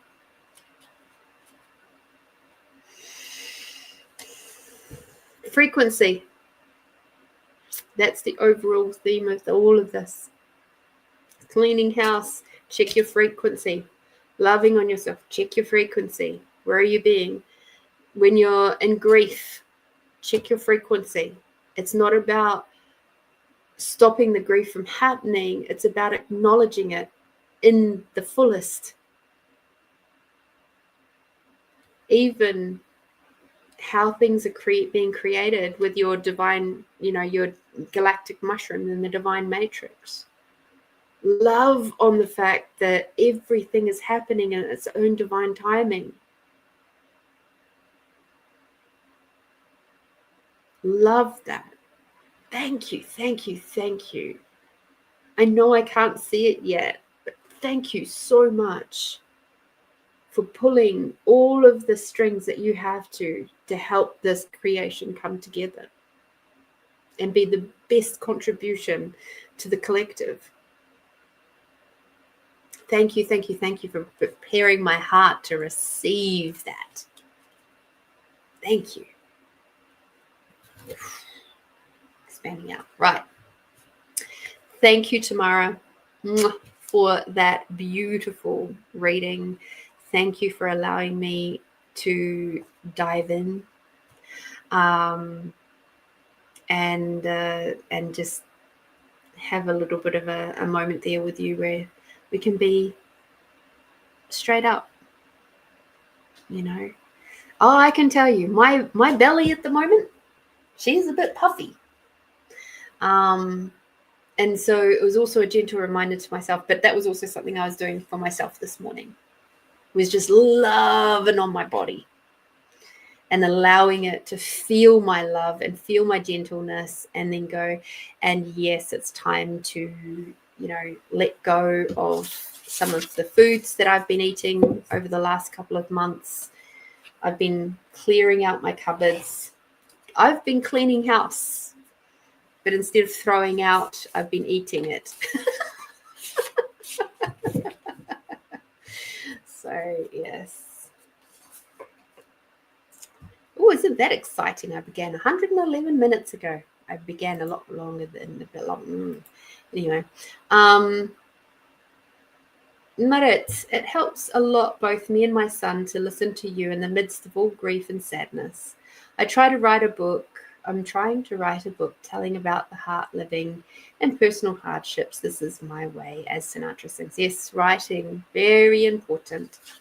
Very, very important.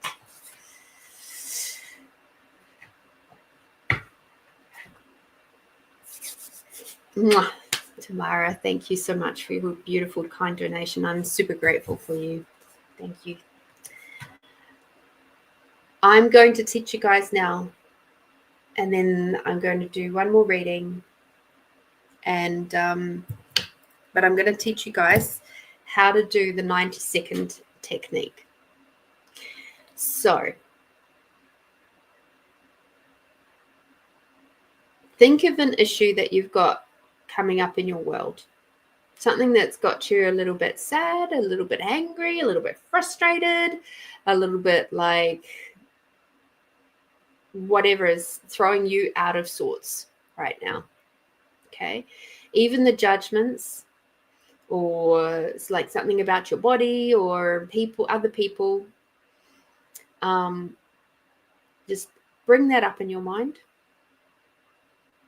Okay. Feel that energy, feel the emotion, allow that to bubble to the surface. And I'm going to do this with you.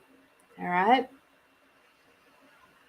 And I will count in my head. Okay. Now, I'd like you to put your hand on your heart and close your eyes and really allow yourself to feel the emotion that is coming up. Just sit with it, feel it, and count to 90. Okay? I'm going to count to 90 in my head. Please count to 90 in your head. Breathe deeply as you do this. If it's a specific person, just hold that person and the emotion that comes up to do with them in your mind.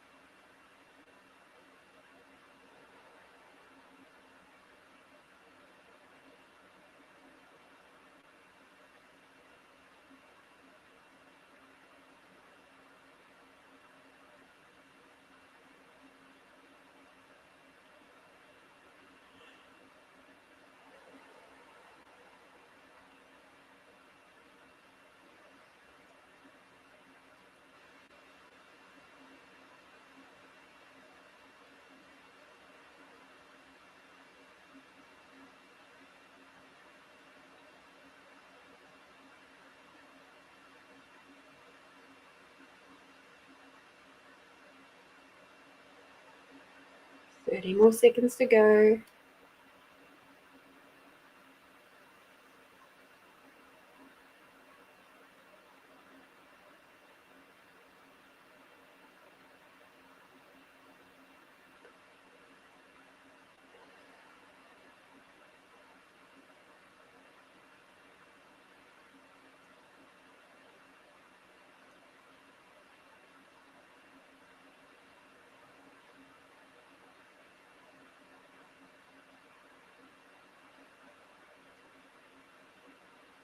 There we go. 90. Take a big breath in.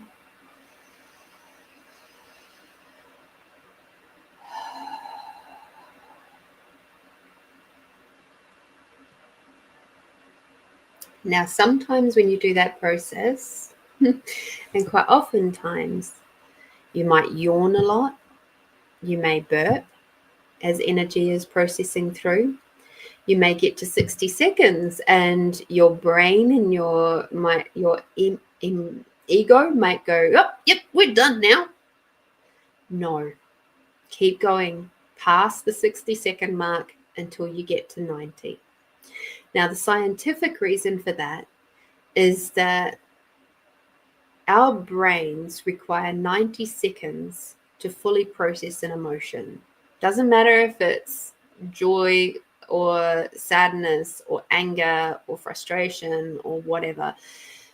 Any of the big, huge wide range of emotions that you have, your brain only requires to hang on to it for 90 seconds for it to complete. And it's only when we don't let it complete, it's only when we add extra stories and reasons and justifications and all that sort of stuff to that emotion that it gets stuck, it doesn't complete, and then your body goes into fight and flight or freeze and fawn, depending on what it is. And it then activates a whole big rush of adrenaline into the system, and it activates the cortisol into your system, and it then continues that fight flight process and pushes people into survival mode. Now, if you can allow each of the emotions, we process happiness and joyfulness pretty well, and love, the emotion of love, really, really well. However, we don't generally allow those other emotions to complete because they're uncomfortable, right? So when you allow those emotions to complete, then the body goes, oh, yay, I don't have to release cortisol. I don't have to release adrenaline right now. I can release dopamine and I can release oxytocin. Oh, yay. And that makes you feel nice and relaxed and happy and calm and confident. So that's why I've taught you that one. We're going to need that process. We're going to require that 90 seconds this week coming. There's some big stuff coming up. So please keep that in mind. If you start feeling like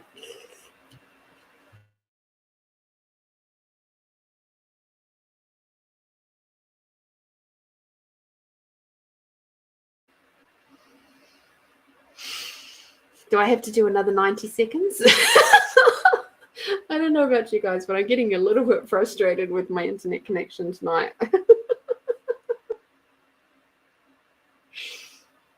Maret says, my son is sleeping. You make magic. Yay!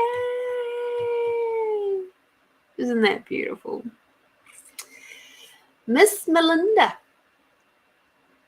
what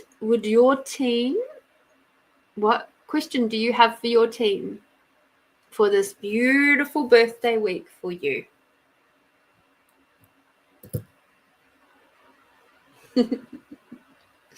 See? Proof.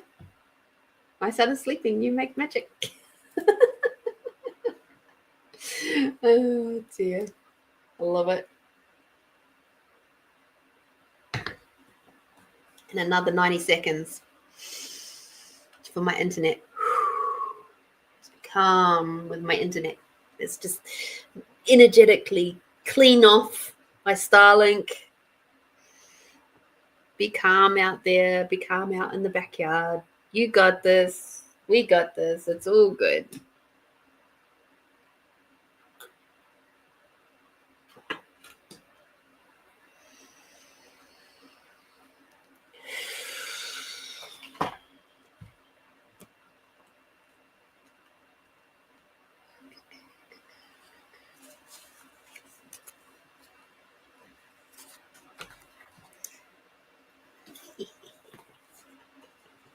I was waiting I was waiting to see when these ones would come out. I knew they would eventually. Didn't know if it was going to be tonight, but here we go.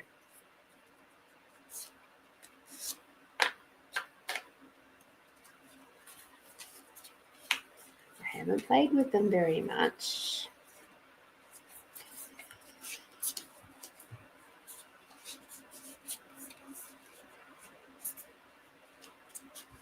No, I don't wish to do that. Go away.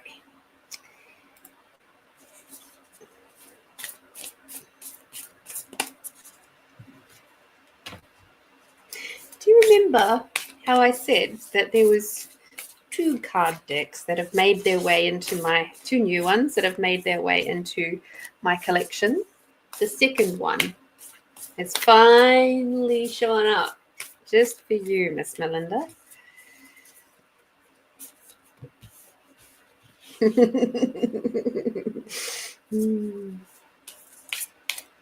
I'll pull the cards first.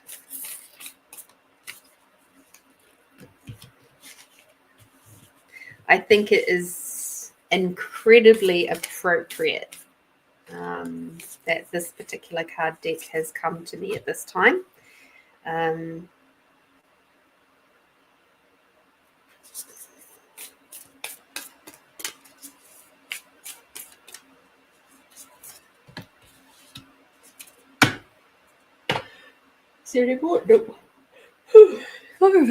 Lots of energy moving.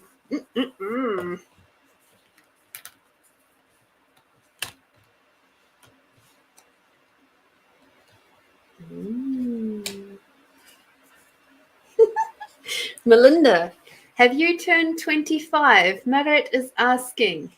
She says a winky face.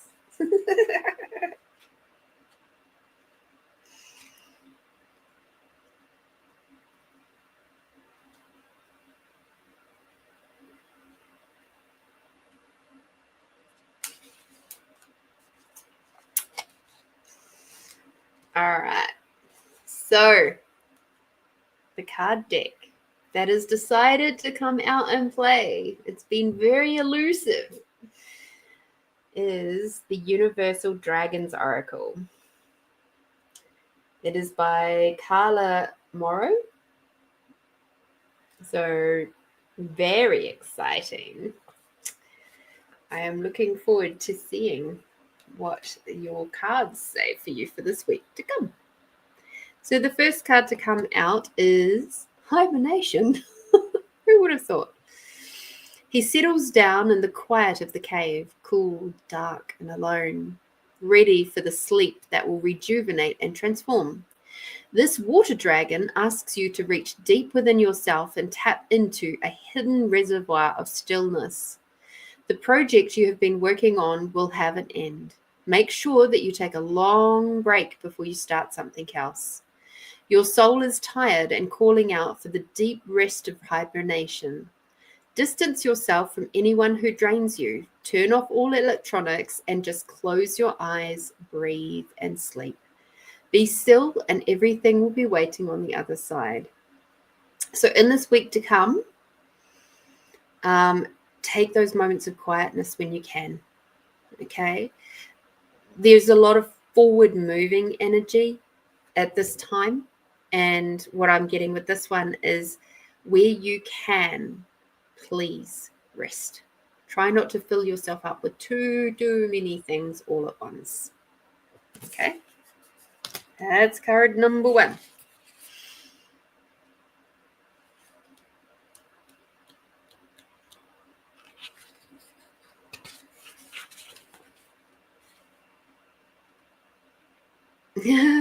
Melinda, I said to my co-workers today, I'm 21 times 3 times over today. Ooh, I love dragons.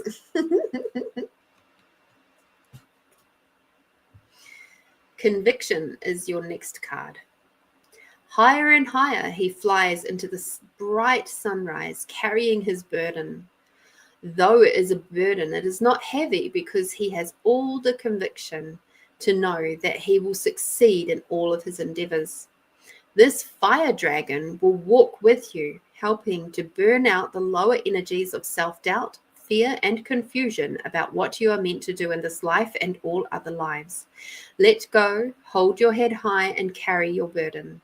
Walk with the belief in yourself and your abilities, for a dragon walks behind you. You can do this completely. All right? So everything that you were, everything that has made you who you are today, it doesn't have to be a heavy burden. It's just part of who you be.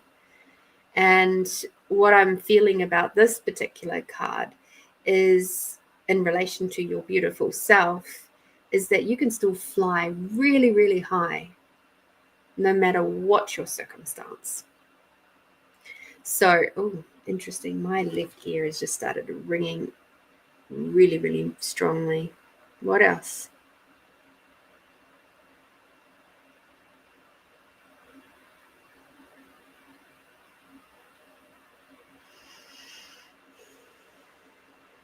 Okay, so the other information that's coming through is, in the stillness and the quietness, when you allow yourself to do that, away from technology, away from the laptop and your phone and TV and all that sort of stuff, try to create as much time as possible to do that, to be quiet,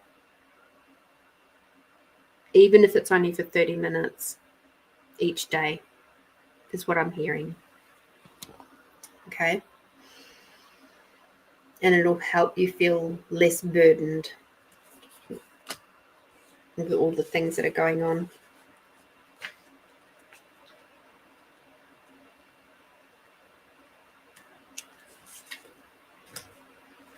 You have a really interesting reading. The next card that you have is Patience. Another water dragon. So you've got a water, a fire, and now another water dragon. The calmness and quiet of ocean currents carry away worries and thoughts while turtles ride the waves around her. She rests, pausing in a world that can be turbulent and in a hurry. She is the very picture of patience, and she wants you to take a moment, breathe, and wait. The pressure of time and delay can be difficult, but things must come to fruition in their own time.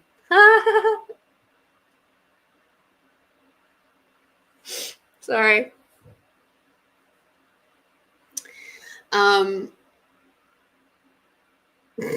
Be prepared to pick up when things are ready to move forward. In the meantime, take this opportunity to rest and relax. Patience can be difficult to bear, but everything needs time. The reason why I laughed is the phrase that I heard in my head was, sit down, hurry up, and wait.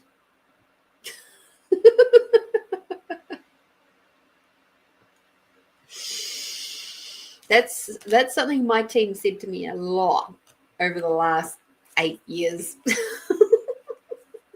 Not anymore. They're not saying that to me at the minute. Yes, sit down, hurry up, and wait. It's like, so now it is literally that. It's like, have the patience, do your quiet time, make that 30 minutes a day. Like, wouldn't that be wonderful if we all did that? Just do 30 minutes a day. I actually quite often do my 30 minutes in the morning before I get out of bed. My alarm goes off and I use that 30 minutes or so to quietly love on my body and start my day in the way of, I love you, my beautiful toes. I love you, my beautiful feet. I love you, my beautiful ankles. I love you, my beautiful shins. I love you, my beautiful calves. And I do that as I'm waking up. And it's a really super gentle, quiet time. And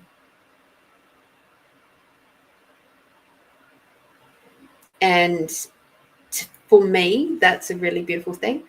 I think, though, this week, I'm going to challenge you, Melinda, and also in turn challenge myself to do 30 minutes at the end of my day. Because I don't necessarily allow myself enough quiet time at the end of my day, especially after work and all that. So All right, you're on.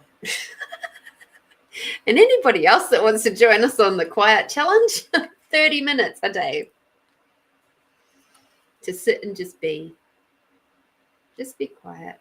No technology, no music, no nothing. I can do that. I can set a timer for 30 minutes.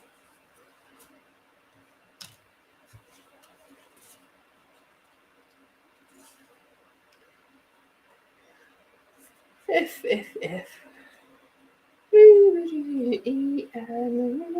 Flow.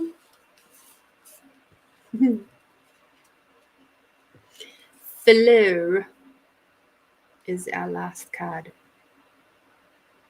Again, a water card. So given that it's water, fire. So 3 out of the 4 cards are water. It's a lot of emotional energy flowing through. So again, come back to that 90-second tool. All right. Caught in a swirl of sea life, he spins and shakes with the movement, curving and spiraling around him. He dances with it, no longer fighting the flowing movement, throws caution to the wind and rides. He's here to remind you to do the same. Don't just go with the flow, embrace it, dance with it, feel it in your body and move with it. It may not be in a direction that you would like to go, but this is only a temporary situation. Stop resisting, for the more you resist, the harder it is on your body, your mind, and your soul. Let the flow of the universe carry you to more wondrous places. Yeah, that's definitely another water one. All right. Sit down, hurry up and wait, and go with the flow. Yummy. Wow. 3 out of 4 dragons were water dragons. And 1 fire. You've got a very, very interesting week to come. And certainly a lot of emotions are going to be bubbling up for you. And just allow yourself to feel them, all of them, the good, the bad, the ugly, and the awesome. I have this like really interesting. I had this interesting moment a few months back where something came up. So I was let down terribly, only because I had thought I'd put weird projections onto this situation, and I was in the middle of a work shift, and I ended up just sitting on this person's shower chair, doing the 90-second technique, crying. And then I cleaned myself up, like just wiped my tears away. All right, cool, let's keep going. Fortunately, they're pretty deaf and had their music going and stuff, so they didn't register that I was that I was up in their bathroom having a cry. But I was crying. The emotion that I was really pulling, like allowing to process through at that time, was disappointment. And a little bit of like embarrassment, I think, a little bit in there. And also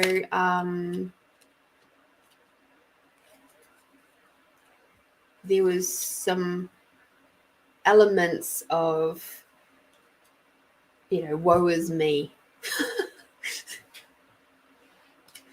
And remember, you are a light spirit.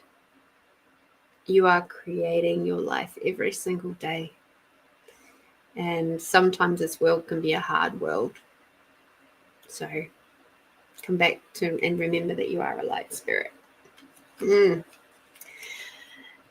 Thank you, Melinda. Thank you for being here pretty much every single week without fail. And I am so grateful for you for making space in your world to be here and continuing to support me and the community, the beautiful community that we live in.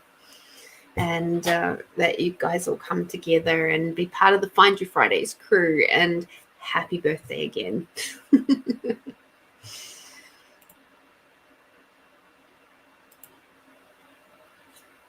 Also, way back up here was a happy birthday. I'm not sure if you caught it, from Catherine. So there we go. Another Adelaidean saying happy birthday. I was in the middle of doing a reading, so I couldn't bring it up at that point.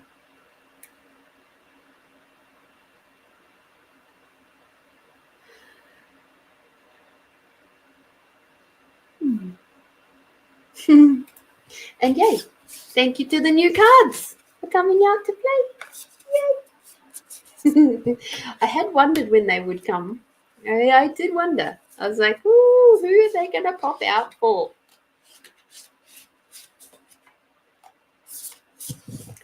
Couldn't have happened to a nicer person. That's for sure. And a lovely message from Marit. Lorene, are you 26? God, you are friends with the child in you. Yeah, I am. We must I think, be childish and thus show our uncompleteness as well as our completeness. Does that make sense?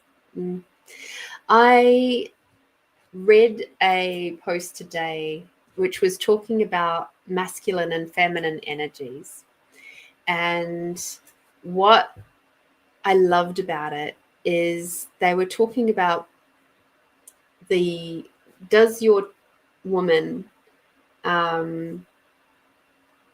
act like, I think they said like a baby, actually, that a child is probably a nicer way to put it, but in a way that they are bubbly and playful and seeing the bright side of life, and being that just very in the moment, just seeing the beauty and continuing to create that, and smiling and just being very joyful and processing their emotions through and feeling safe enough to express themselves in their big, bold, raw ways that children do.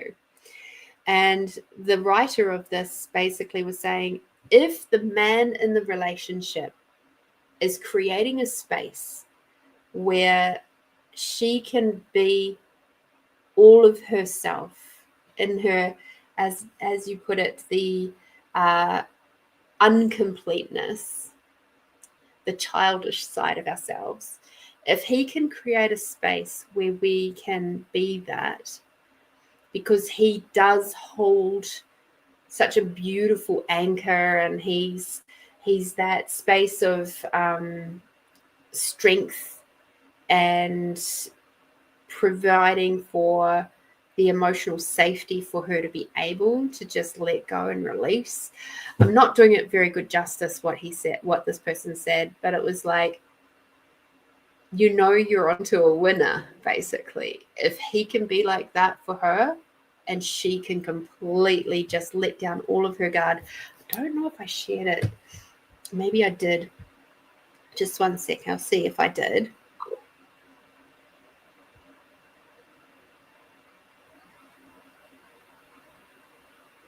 Nope, not that one. Because I thought, gosh, that's a really good one.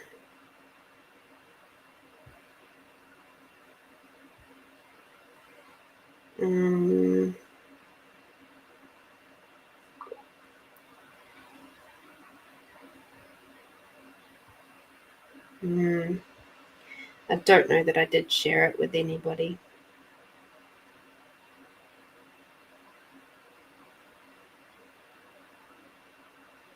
No.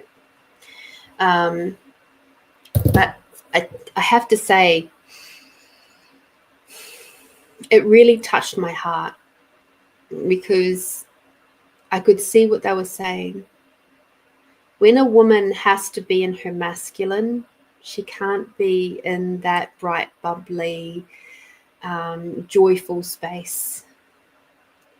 And when she's not in the bright, bubbly, joyful space, she's having to be someone's mother rather than their lover. And that's when you know, if you feel like you have to be someone's mother, if you feel like you have to be managing their emotional load all the time, their healing, their all the stuff, it's like, it's not a joyful place to be, because she's in it forces us to be in our masculine, and that's not where we really like to be. Yes, we are all feminine and masculine, but as women, we require to be more in our feminine, but we've been forced into our masculine for a really long time. So yeah. Marit says, bubbly. Yes, I am like you, bubbly all the time. My children look at me sometimes, as well as my husband, but that is our magic. Don't you agree? It is fantastic. Yes, it is. I like being cheeky. I like being, just silly. And I like the fact that I crack jokes and I laugh at them because I think they're funny, even if they're dad jokes. I love a good pun. I love just that moment of allowing yourself to be you. And like, for example, over the weekend with Simon's family, there was a moment where, oh, my mind went to the gutter. Oh, it went to the gutter. And I had only met his stepmom that day. And I just went, because I really wish to say, because they were talking about someone coming to stay at the house, and they were potentially going to be bringing a dog. And I'll see if you guys can figure out where my brain went. And it was commented by Simon that, oh no, that's not the rules. You're not allowed to bring animals here. And that instant, because of the relationship that Simon and I have together, I went, oh. And I didn't say it, but I looked at his stepmom and she was looking at me going, what are you thinking? And I was just like, sorry, most of the time my mind's in the gutter. So yeah. And she just turned around and she said, that's a nice place to be. So for somebody who is quote unquote churchy, with that one comment from me, it allowed her to know that I'm not going to be particularly offended by anything that anybody says as such, as long as it's done in fun and jest and from a light space. And as long as it's not snarky or hurtful or anything like that. And as a result, she really blossomed and opened up to me, and it's awesome. But can you figure out where my brain went? But it says, I don't brag, I have a light around me, therefore people act towards me, have always acted, and now especially hard. My son is an extension of me. We have a light. Yay! My daughter and I crack jokes, competed. Now she competes in being cruel to me, taking everybody doing the cruel job for her, which they gladly do too. Interesting karmic stuff you've got going on there, love. It sounds to me like you also have some soul fragments that require some shifting around, and potentially some forgiveness stuff going on in there. Cord cutting, root removal, maybe some oaths and vows. It's a process that I do with my online sessions. And And it really helps clear the air with people that you're struggling with. Beautiful, beautiful, beautiful. Cool bananas. I have sorted out those. Bubbly.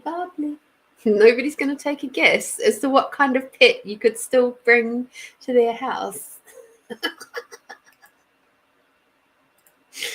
Oh dear. Nobody's got a mind as dirty as mine.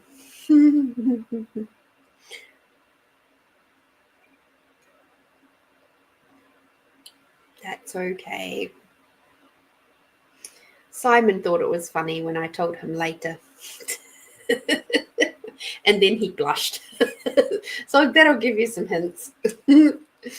Oh dear.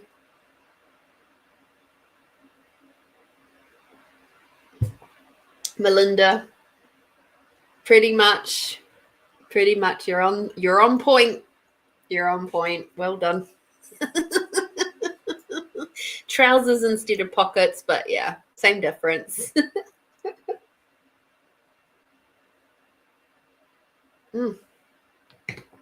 That was a lovely cup of tea. All right.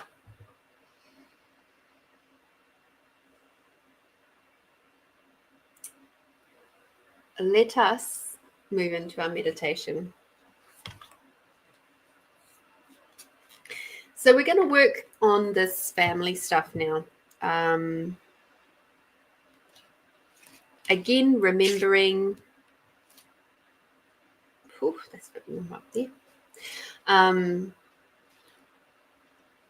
Remembering our weekly reading for the week to come is around knowing what to do, remembering who you are, sensitivity and divine order. There's a divine order to everything. Catherine, I can imagine. Oh dear. Family. There is a reason why you were born to the particular family you were. Whether you still have a lot of contact with them or not is irrelevant to this process. I encourage you to do this process with me tonight from that place of loving gentleness, peacefulness, happiness, bubbliness, tenderness, compassion, confidence that you truly be. And because we are now in full moon shadow period, this is a very potent time to do these sorts of release works. And what I'm going to encourage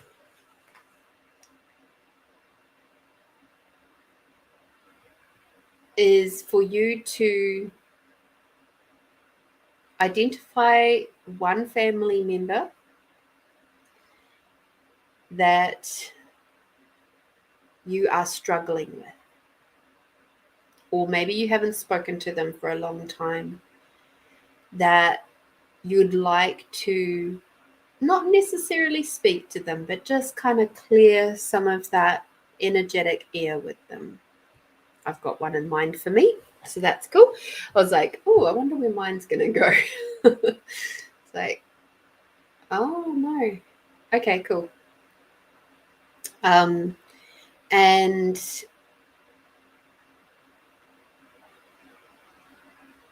we will do this process. So you do it for you, I'll do it for me as we are doing this process, and just perceive the energy as it is now, as you're thinking about that person, that family member who you have had a bit of a conflict with, who is got a bit of is grinding your gears, or as just you perceive that they've upset you, disappointed you, let you down, whatever it is. Maybe they've blocked you off and are refusing to talk to you, or whatever it is.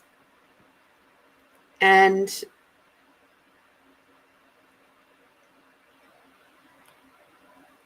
we are going to do this process. I will take you up to theta to do this so that you can feel and perceive the unconditional love of source all around you. Okay. And be in that space of 100 infinite % support. It always seems to help, and it feels much easier to do than being on said earthly plane. Okay. So we'll do the expanding out tool for it first, because it is nice to remind you that that tool exists, and then we will jump through to the process of doing the theta healing. Okay. Imagine the comments on on the Facebook side being all over, very confused as to why we've said pocket snake. All right, closing your eyes now. Have a big deep breath in and out. Taking another big deep breath in. Bringing Mother Earth energy all the way up. And breathing out, bringing Father Sky energy all the way down.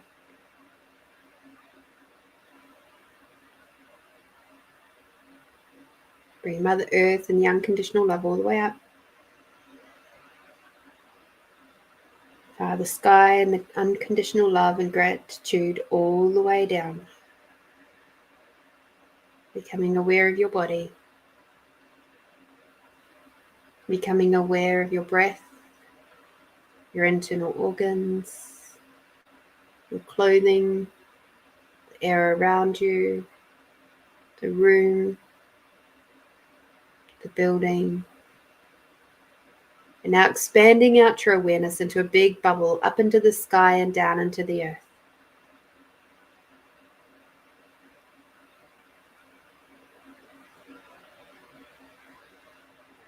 Expanding out your awareness beyond the size of the country that you're on, beyond the size of the planet,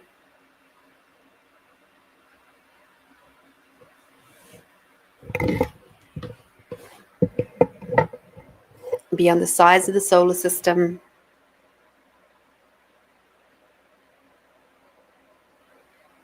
beyond the size of the galaxies, expanding out your awareness out beyond the size of the universes.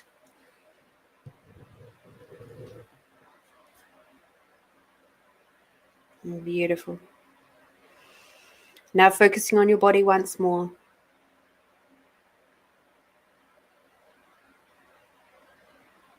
And expanding out your sense of allowance. Your allowance takes you from being that tight, contracted little pebble. Expanding out your allowance takes you from that to being like a big fluffy cloud. Observing the raging river that teeny tiny little pebble is sitting in. Feeling like it's being bashed and trashed and at the effect of everybody else's thoughts, feelings and emotions. Of blaming everybody else.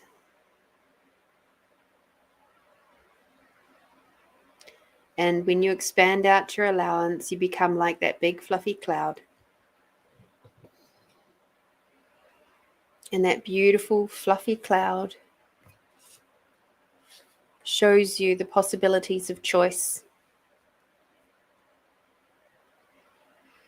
where you can be, choose, and do whatever will actually create more in your world.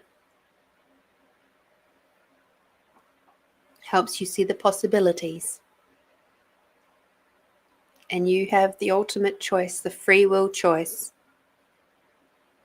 to either contribute to that raging river of thoughts, feelings, and emotions, or move on by.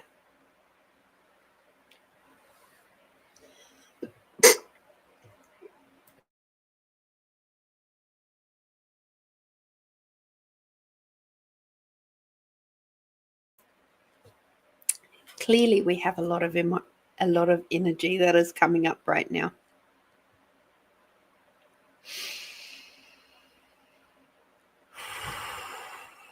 So expanding out your allowance, out beyond your body, out beyond the building that you're in, out beyond this country, out beyond the planet, out beyond the solar system,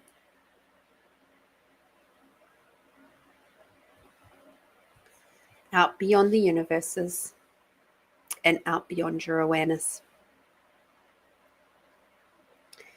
Now imagine that there is a bright white light shining into your heart. A bright white opalescent light shining into your heart, moving down your body, down through your legs, through your feet, all the way down into the center of Mother Earth, curling around the center of Mother Earth and moving all the way back up again, through your feet, through your legs, through your pelvis, through your belly, through your torso, all the way up, out through the crown, where it creates a big bubble above the top of your head. And now you're going to move into that bubble and imagine that you're floating up higher and higher above the universe.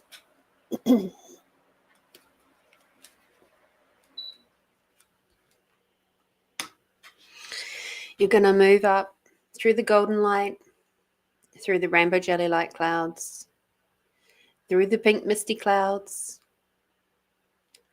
all the way through the big, big opening of the seventh plane. Move through until you're completely surrounded by the bright white opalescent light. It might feel like you're standing underneath the sun, and the sun's lovely warm rays of unconditional love are shining down all over you. Take a big deep breath in and out.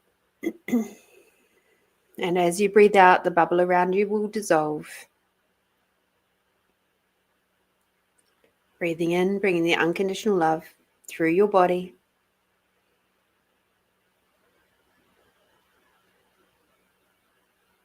And as you breathe out, any current stress or tension that is existing, that is ready to go, can leave on your outward breath. Every moment that we breathe out while we're in theta plane, with energies that are ready to go, will leave on your outward breath.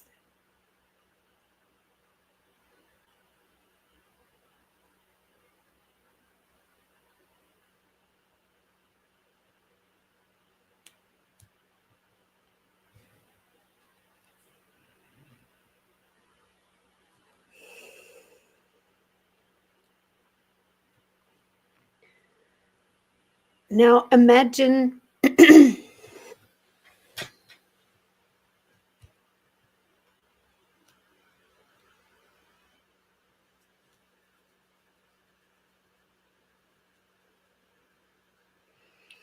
imagine that this family member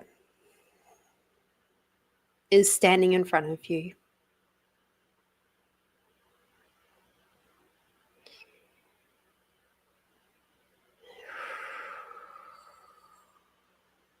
But before you do that,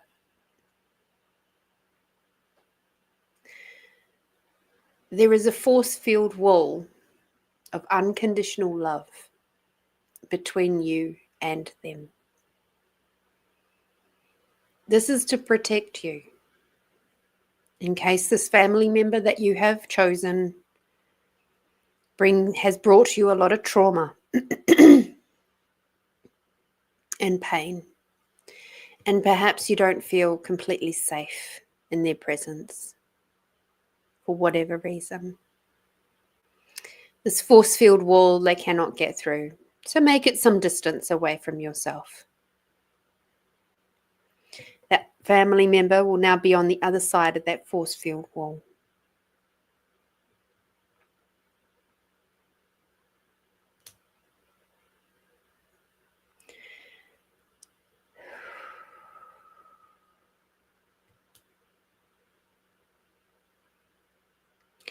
Now, whatever issue you have had with that family member,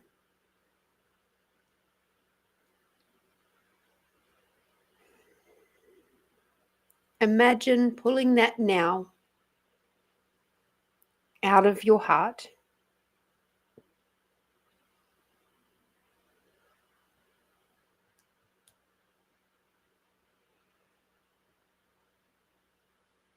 and sending it with unconditional love through the force field wall to their heart.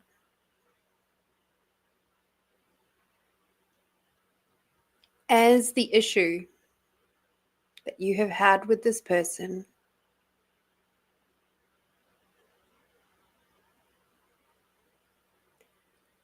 goes through that force field wall of unconditional love, it gets transmuted, cleansed and cleared.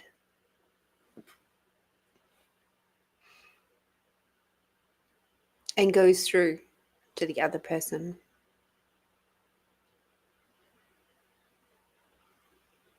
Perceive it as they receive it, where they can now receive the issue from your point of view.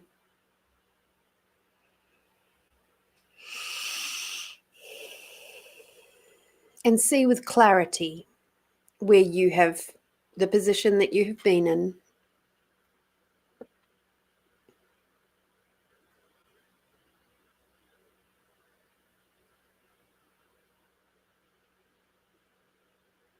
And now as it moves through their body, they now get to do the same for you. And the issue that they had, which has now been transformed because of the positive healing that you have already done,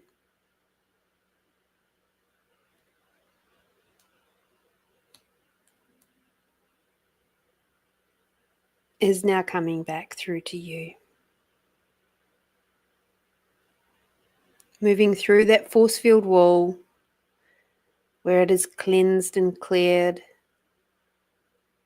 So it's just pure, beautiful energy coming back to you. In this exchange, you are releasing you and them from the karma. You both now receive the love and wisdom and guidance from your ancestors.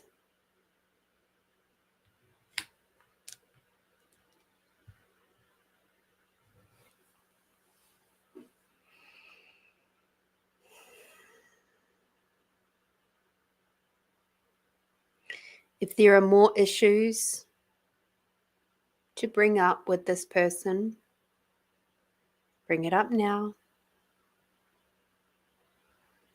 Send it through the force field wall where it's cleansed and cleared by Creator, and sending it through to their heart where they now perceive your love and wisdom and guidance from ancestors, transmuting that energy through their body so they now can send you back unconditional love in their heart. Once again, cleansed and cleared by Creator as it moves through the force field wall through to your heart.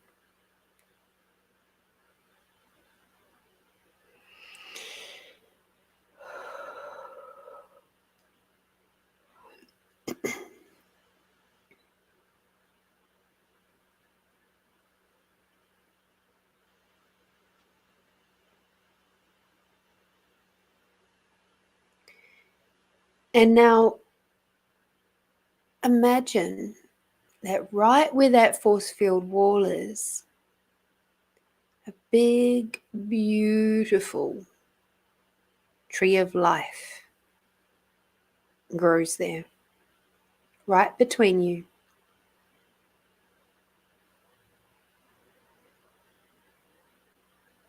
The wisdom of the tree of life and all that it holds, from knowing how to work with all the seasons, through all of Mother Nature and all of her vibrancy,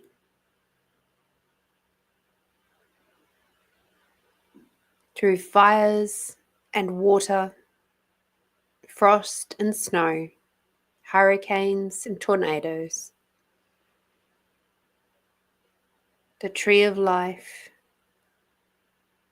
is full of wisdom and knowledge of how to be in harmony with each other. Both of you place a hand on the tree of life, on opposite sides of the tree.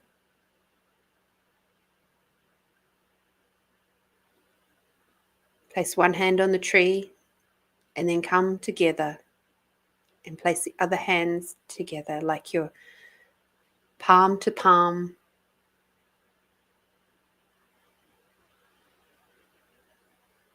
And look into each other's eyes, perhaps the first time in a long, long time.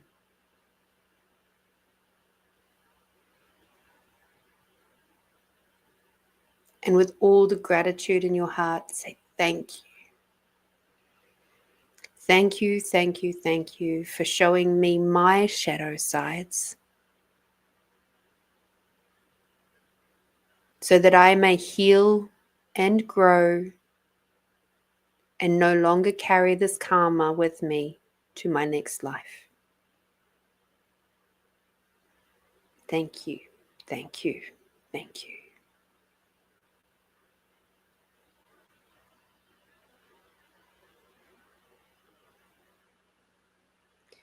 Now the hand that you held up to your family member went palm to palm. Place it on your hand. Place your hand on your heart. So you have one hand on the tree and one hand on your heart. And they will do the same. And perceive the wisdom of the tree, the calmness of the tree, the strength of the tree.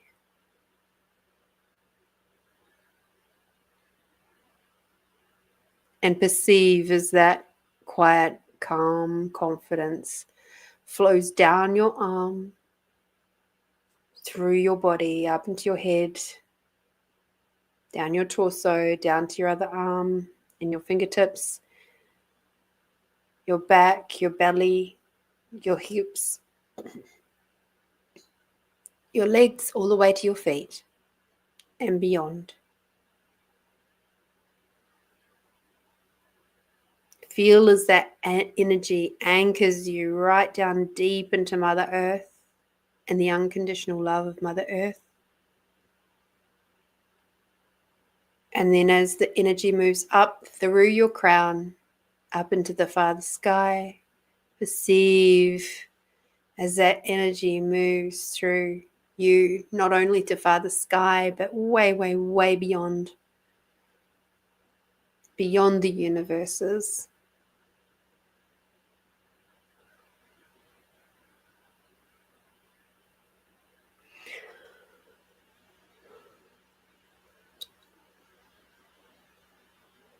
And as you sit or stand, as the case may be, with one hand on the tree and the other hand on your heart, and your family member doing the same, you may get some information, perhaps what your soul contract was with this family member. What did you agree to before you were even born?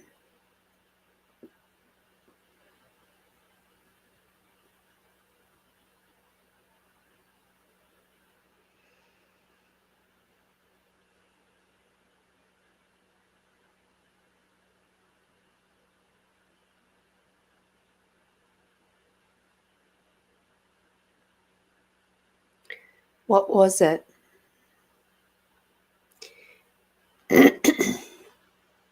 that you were required to learn from this family member?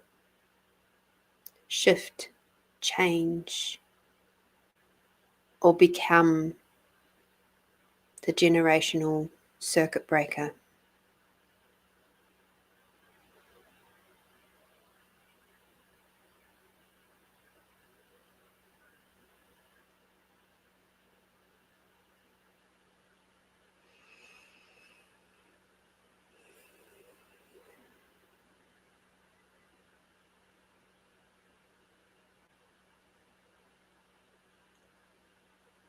Whatever that is, you will remember this when we move out of this space. For now, we lovingly say thank you, thank you, thank you to the Tree of Life for showing us the wisdom and helping us, assisting us to tap into our greater knowledge, the collective knowledge.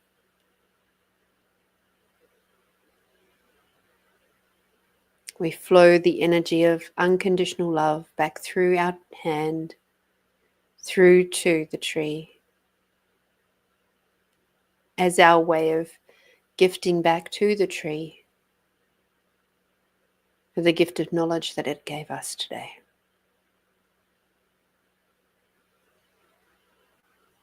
And the tree moves away, and your family member is now in front of you. The force field wall is no longer necessary.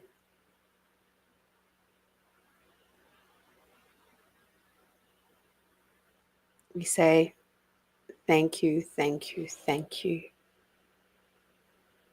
for all that you have been in my life, the good, the bad, the ugly, and the awesome. And it was with the deepest of respect and gratitude that we say goodbye now.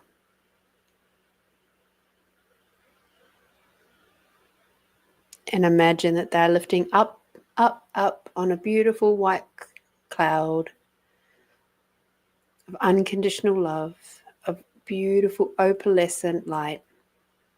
Up, up, up, away from you.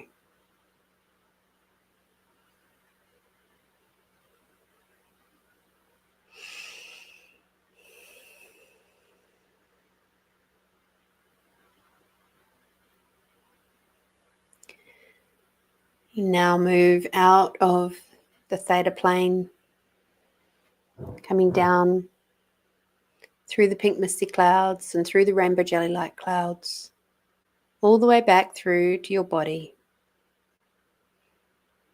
Everything that you have just learned and integrated into your body, you remember every moment.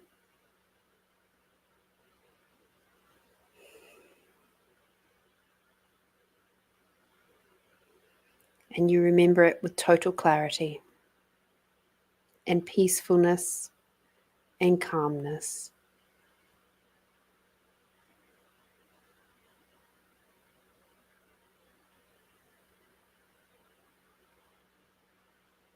Again, we say thank you, thank you, thank you.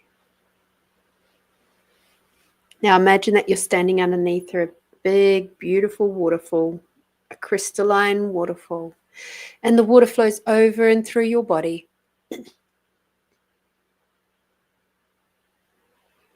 Clearing away any other little bits of energy that are ready to go now. And now stepping out of that waterfall onto a big warm river rock where you feel Mother Earth underneath your feet. Take a big deep breath in and breathing out. And breathing in, bringing Mother Earth energy all the way up through your body. Breathing out, bringing Father Sky energy all the way down. Breathing in, bringing Mother Earth and the unconditional love all the way up. And breathing out, bringing Father Sky and the gratitude for everything and everyone all the way down.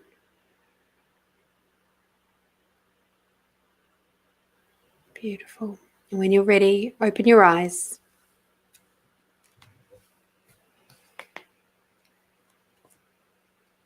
Please have yourself a drink of water.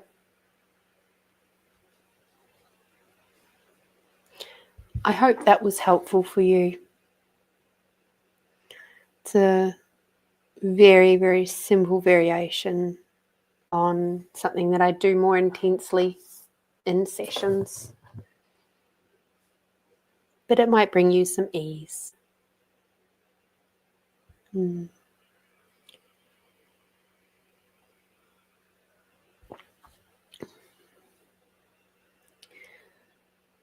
I will share with you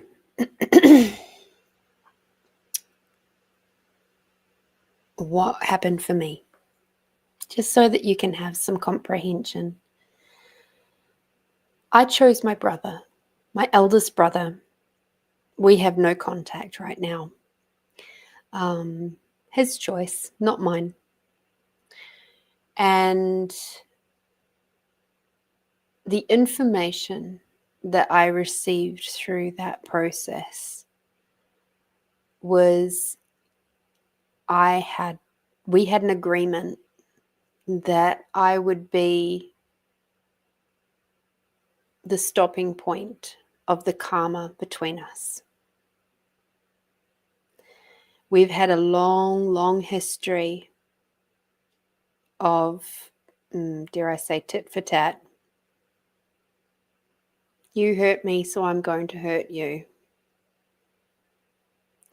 And this has flowed between us from many lifetimes.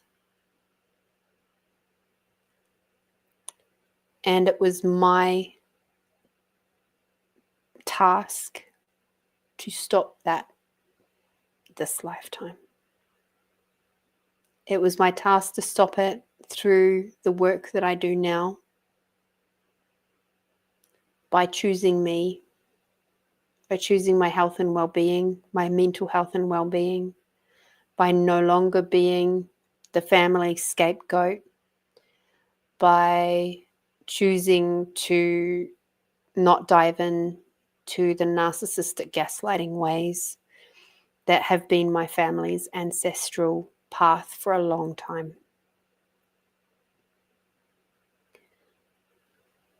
I am the circuit breaker of my family, but particularly karmically between myself and my brother.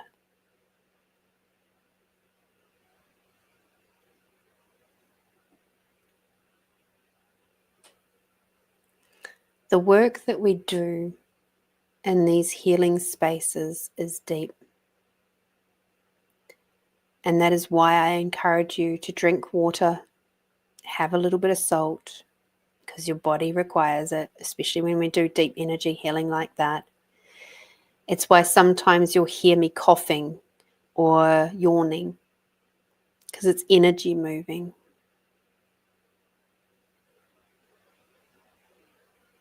It's not because I'm tired.